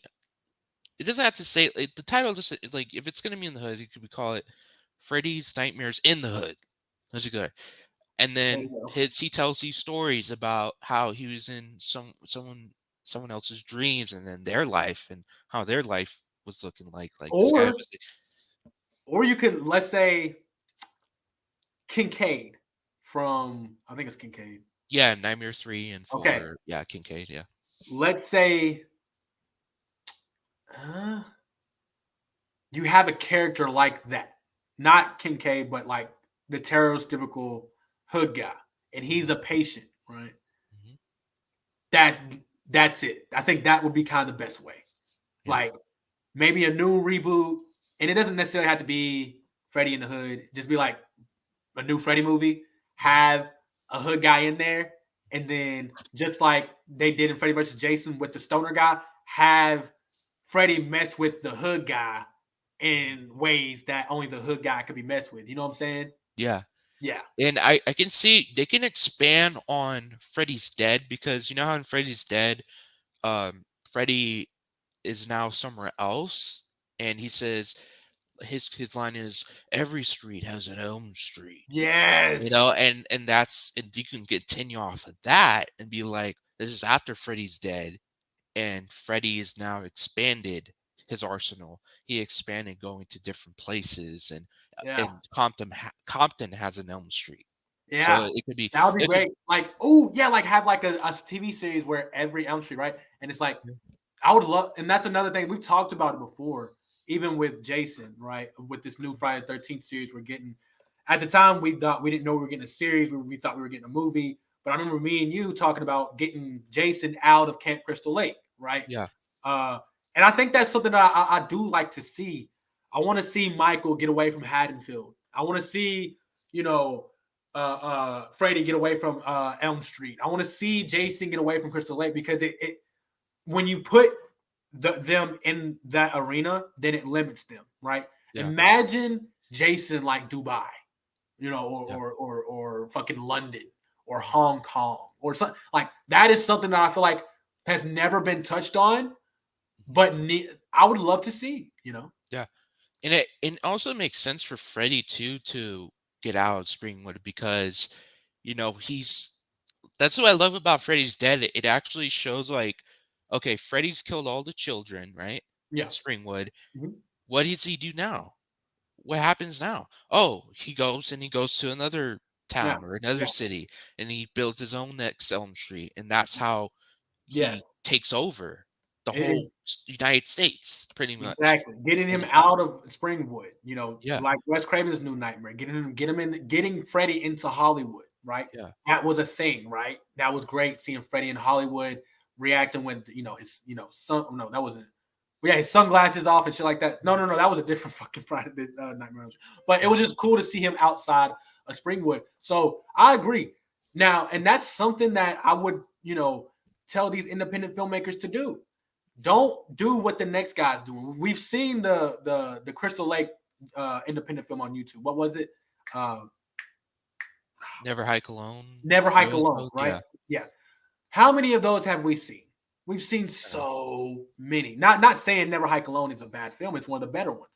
But if you go on YouTube, type in Friday the 13th fan film, it's always Jason in the woods every fucking time, right? And I want to challenge independent filmmakers. Travel. Don't go into the back of your woods. That makes it way too easy. Go yeah, to the beach. Go somewhere else that no one else has been because that'll make it different. Like, Yeah. oh, did you see that film where Jason was in the desert, or he was in Afghanistan fighting the troops, or Jason was going against the army? Like, do something. Don't have it be the same old, you know? Yeah, I agree. I don't like yeah, we have so many fan films are in the woods, right? Yeah. So I would like to see, and this is what I heard from the director from Never Hike Alone. Mhm. He's a good friend of mine. Vincent DeSanti. He said he wants to literally m- make the finale to the Jason story. So Mhm. like in his way, because he wants to like question Jason's motive and Mhm. question his own self. Like Okay. he literally said this. He's like, I want. He wants to make Jason question himself, questions his existence. What should I do?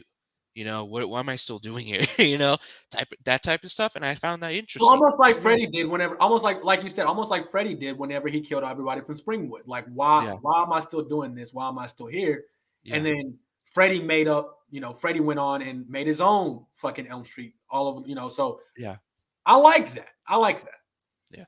And another slasher I'm thinking could be good.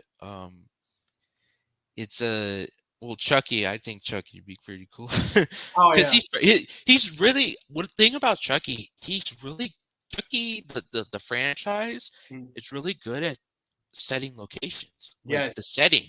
Like he's been through like good settings. Like Yes. he was in Chicago. And you actually sent me something that I watched yesterday Yeah. about Tyler, and how he is more than likely, after watching the video, more than likely, we again, St. Clair, we were the first ones to say We this were the shit, first one. first fucking ones. But there's, and I can see that after this season and first season, that they're going to want to move away, right? They've already moved away. They went to, Jake's place, then, or, Hackensack, where, original, whatever. Yeah. Then they went to the boys' home where Charles Lee Ray went. So again, they'll more than likely go down the military route with Tyler, right? So again, Chucky has done very well of changing the setting every time. You went from Chicago to the military to Hollywood to Hackensack to Charles That's Lee Ray's home possible. to fucking, you got the asylums, you got fucking Nika's mom's home. Like, they have always changed setting. And so I honestly, and I think it's with Chucky, it's so easy. It's as easy as an airplane ride. That's Yeah, it. because he can go anywhere. Anywhere. He can hide anywhere. He can hide underneath the airplane. He can hide in your luggage. And that, I feel like, that should be the next route. I know they're going to do the military thing, but getting Chucky, and I feel like if they can do this, right? If they can, it Yeah. should be the normalcy, right? Because we see all the time in superhero movies where they go from country to country, right? You never see that in horror movies. You never see that. The slasher stays where the slasher was at, or they stay in the United States. They never go anywhere else. I want to see Chucky in Tokyo. I want to see Freddy in Belgium, right? Yeah. Because I think it'd be, because what I love about foreign films, and what I'm so jealous of whenever I wanted to make a movie, is the setting. Oh my God, the landscape in other countries is so beautiful. And it's like, the only good settings you have here in the United States is you got the beach, okay? You got woods, okay? Or you got small towns that have nothing in it. Those are the three settings you're going to find here in the States. You're not going to, that's it. So I do wish that more slasher films will go international, because once you go international, the setting becomes better, right? And I think it'll be awesome. Yeah, and especially for Chucky, I'm glad you mentioned like Tokyo, because it's like it's perfect. Yeah. It's just like with Chucky, especially because he's a doll. He Mhm. can go anywhere he wants, and Yeah. I can see him going to Tokyo like to hunt down maybe Asian remaining Chucky. survivor. Yeah, remaining Asian. Um, I can I can see him going after like Andy again like in Tokyo, or maybe Right. someone else, or or Have maybe he's Asian taking a movie trip. Tokyo. He's having a vacation. He's going to Tokyo like he always wanted All to. right, all You right.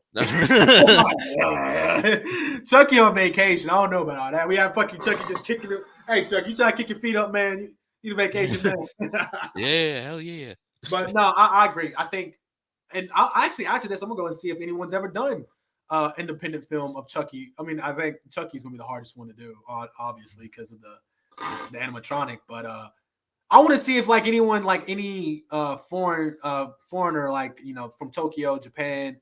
I want to see if they've ever done like a fan film of like Michael. That'd be really cool to see. Yeah. Yeah, I would like to see an independent filmmaker from any country just do a Friday 13th, like Oh, that'd be great. something, and it'll expand in like the universe, and expand And put the your own story. touch onto it. Like Yeah. throw some Asian values on Jason, right? Have how we Americans have our rules, right? You don't have sex, you don't drink, you don't do that, and you survive. Well, kind of maybe put in your own Asian values, and if you don't honor your elders, or if you don't take your shoes off, and this is not being racist at all, guys. I hope you guys know this. No, it's just This is facts. This is what this is Yeah. the values that they hold. But if they don't, respect their mother and father, they don't respect their elders, or if they don't take your shoes off, or if whatever your values are, have Jason go after, have him be the bringer of death, right? Because that's what he is for us. If we have premarital sex and we do drugs and we drink and we party, then Jason comes after us, right? And that's again, that goes into the mythology of all of our favorite slashers. Like, yes, they're slashers, but they're a way of life, right? If you don't live a certain way, then this harbinger of death, this demon, this grim reaper, come for you. And that's what I've always found interesting about horror movies. It's like, in no other genre do you have that. Not in comedy. Like, you truly have to live a certain way in these films to stay alive, right? Yeah, and also just in a good idea to, if Jason, like, okay, you don't respect your elders and all that, because Jason, the reason why he's killing, well, let's say he kills anybody. That's the thing. That's the confusing part. He kills anybody, but if you're Within the having sex, parameters. Yeah. yeah, with the parameters. But if you are having sex, yeah, he's definitely killing you. Right. But Like, if he sees you, you're getting killed, right? yeah, But it's like he has a scent. Like, he can smell when sex is in the air. yeah, Or he can smell when somebody's smoking some weed, right? Or he can smell when somebody's drunk, and that pulls him towards you, right? yeah. And I think it'd be cool if he's in Japan or Tokyo, his value changes, like, because his mindset changes. It's like, oh wait, elders respect Yeah. elder, like his program changes because he's in Yeah. a different environment, Yeah. and he's in a different cultural Or there's different values. for instance, when Jason Takes Manhattan, right? We kind of got a sense of that, right? Mhm. Of the new, especially in the early '90s or late '80s, whatever, of how the life was in New York with drugs and walking the streets alone, and just that was so Jason kind of changed his value, right? Whenever Yeah, he seen that one girl about to get raped, Jason came in and saved her. Would he yeah, have done that in the woods? Probably not. But because it's New York, he felt like he had to do that, right? yeah, So, and I would also love to see if he does take Hong Kong or Tokyo, maybe him take on the Yakuza, right? Because we've seen Jason take on some of the street gangs in New York, right? It would yeah, be nice to see Jason take on the Yakuza in Tokyo. yeah. That's cool. That could be like a finale type of thing Yeah, for the movie. It's like he's going after the boss or the yeah, daughter, and they're trying to protect the boss and daughter, and like they're samurais, so they're trying to like kill Jason. Jason has this machete, so it's like yeah. That'd perfect be because dope. it's Yeah. swords, and it's like, and I think that would be pretty cool. Yeah, Again, that's what I love about horror is this whole world that we call horror. It's just there's so many different outlets, so many different, and you can put a spin on anything. You can make, and I know how much the Asian culture loves Godzilla, right? hmm you can make Jason become a Godzilla kind of thing, right? To where in the beginning, Godzilla was a monster that was attacking everybody in Hong Kong and everyone wanted to get him down, right? But I could be wrong about this, but in some of the later films, Godzilla is actually a good guy, right? Especially when Yeah, he goes. so But what happens in the first one, in the original, he got the reason why he is what he is because he got brought back by a nuclear bomb. Like yeah, it's supposed to be a commentary on nuclear weapons. yeah, Like it was and supposed to then- be like, don't be dropping nuclear weapons because you'll create something that's never right. gonna And go then away. Godzilla came and did his thing, and people Yeah. were trying to take him down. But then you had Godzilla versus Mothra, Godzilla versus Kong, and then to where Godzilla was kind of the good guy, right? Yeah. To where Kong and them were the bad guy. So Yeah. you can kind of do that with Jason, right? Yeah. If you don't necessarily have to go the American route and make him the bad guy, you can make him be the good guy. And that's why I think that would be really cool to see, is to see Jason be a vengeful spirit, not a murderous spirit, but a vengeful spirit Yeah. for maybe the Asian culture, right? If you Yeah. break an Asian, law or whatever, then Jason is the one to come and kill you instead of, what I'm saying? I think that'd be a really cool take. Yeah, I think it'd be cool, especially like because I feel like Jason as a character, like I feel like if he goes to a different environment, he changes. His You values know, change. his Yeah. values changes, but also, his motive changes in a way, Mhm. right? So he's going after so like you can have it where it's like he's a good guy now. Like he's Yeah. going after really bad people like the Yakuza and Mhm. like, maybe there's Chinese mafia or something. Like he's going after these Right. people. And it's like you can have him be a good guy. Because in Freddy versus Jason, yeah, he was killing people, but Exactly. towards the third act, you're like Mhm. rooting for Jason in a way Right. because Freddy's the real bad guy here because Exactly. he's the one who's controlling everything. Exactly. So you can definitely see the sort of good take on Jason, like, oh, he's Right. the good guy here. And there's a couple of horror films out there that even, it's Jason's always been the one though. Jason's had more times than not that he actually does have a fucking heart. Like, Yeah, and he's not an evil like no, he's not evil. He's not a Michael, right? Michael's evil, right? Freddy's evil. Jason was not evil. He was a good kid that got bullied. And even after he got bullied, he didn't want to kill nobody. It wasn't until his mom told him to start killing people that he started killing people, Yeah. right? So he's basically a Norman Bates. No, I'm just joking. Yeah. No, seriously, but Jason's always been that guy that's like, there's still that child in him. People want to say, oh, Yeah. Michael has a child in him. The fuck he does. No, he doesn't. No. That child has been dead. Jason, on the other hand, does still have that child in him. Forget Freddy versus Jason, right? Even though that was a good commentary on the child inside of him. Mhm. Look at all the other films, like especially the newer Part- ones. Yeah, Part 6, like Yeah. that one really showed Jason's like personality, like Yeah. when he's going up to the kid and the kid's like scared and like she's praying and then he goes closer and closer. You think he's gonna kill her, but then he's gone.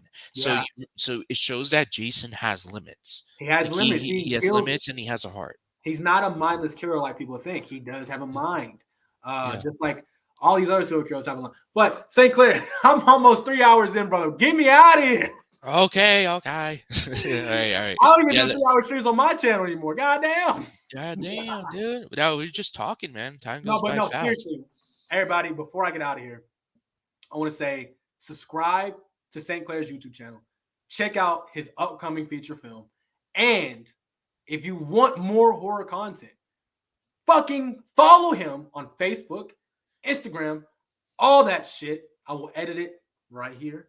See how I did that? It didn't do it right now. But in post edit, it'll come up. But yeah, follow him on all social media platforms. And I want to say thank you so much, St. Clair, for being one hell of a fucking hellhound. Again, I say this every time to anybody. You are and continue to be my biggest supporter because you were my first Patreon member ever. And you are still a Patreon member. And I love you, bro. And if you need anything, you got me. All right. Sounds really good. Sounds really good. And, All right, dude, guys. invite me on here more. I never get to talk like this ever, like ever. I don't ever get to say these things because like I'm limited on my channel because people expect. No, fuck that. I'm gonna start saying this shit over on my show because it was so much fun. Like we've been on here almost 3 hours. We've talked about Scream 6. We talked about Halloween Ends, Rob Zombie's Halloween. I Know What You Did Last Summer, fucking The Mummy, The Grinch. Like, what haven't we fucking talked about, bro? Yeah, we talked about Terrifier. We talked about Terrifier, Malignant, Friday the 13th, new Friday Leprechaun. 13th, Leprechaun, Tales from the Hood, Snoop Dogg Yeah, came in there, fucking yeah. Jennifer and like, dude, seriously, invite me on anytime, bro. I love Alright, talking like this, bro. cool, man. Yeah. So since we're gonna be heading on out, I'd like to thank Hellvington for coming by, talking, and also I'd like to thank you all for coming by. Shout out to the Nightwatch Zone. So Yeah, craving something scary. Carrie, Carrie, thank you. Talisa, she's a good friend of mine.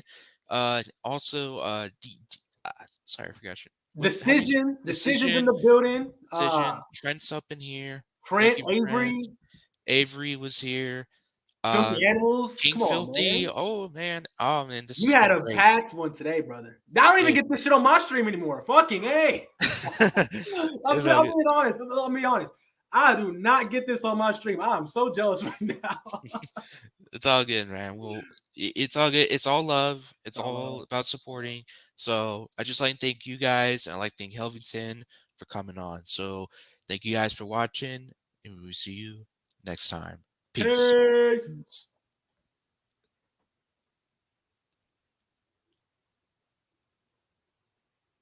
You gotta press the live in button. I know it's loading. It's loading. It's Peace, loading. guys. See you. Love you. All right, Peace. oh, Press it's the loading. button, St. Clair. Oh my It's god. loading. It's loading. It's loading. I promise you guys, we're getting out of here. Ah, something's happening. I don't know what's happening. Nothing's I happening. never record. Wait You a know what? moment, then try again. Hour 5. Come on. This ain't working. Don't you love internet? Everyone's like, when are these guys gonna get off my screen? Never. Let me get off. It's great. Hey, Come on. but at least we're talking you guys out. We're giving you guys commentary till this live ends. How about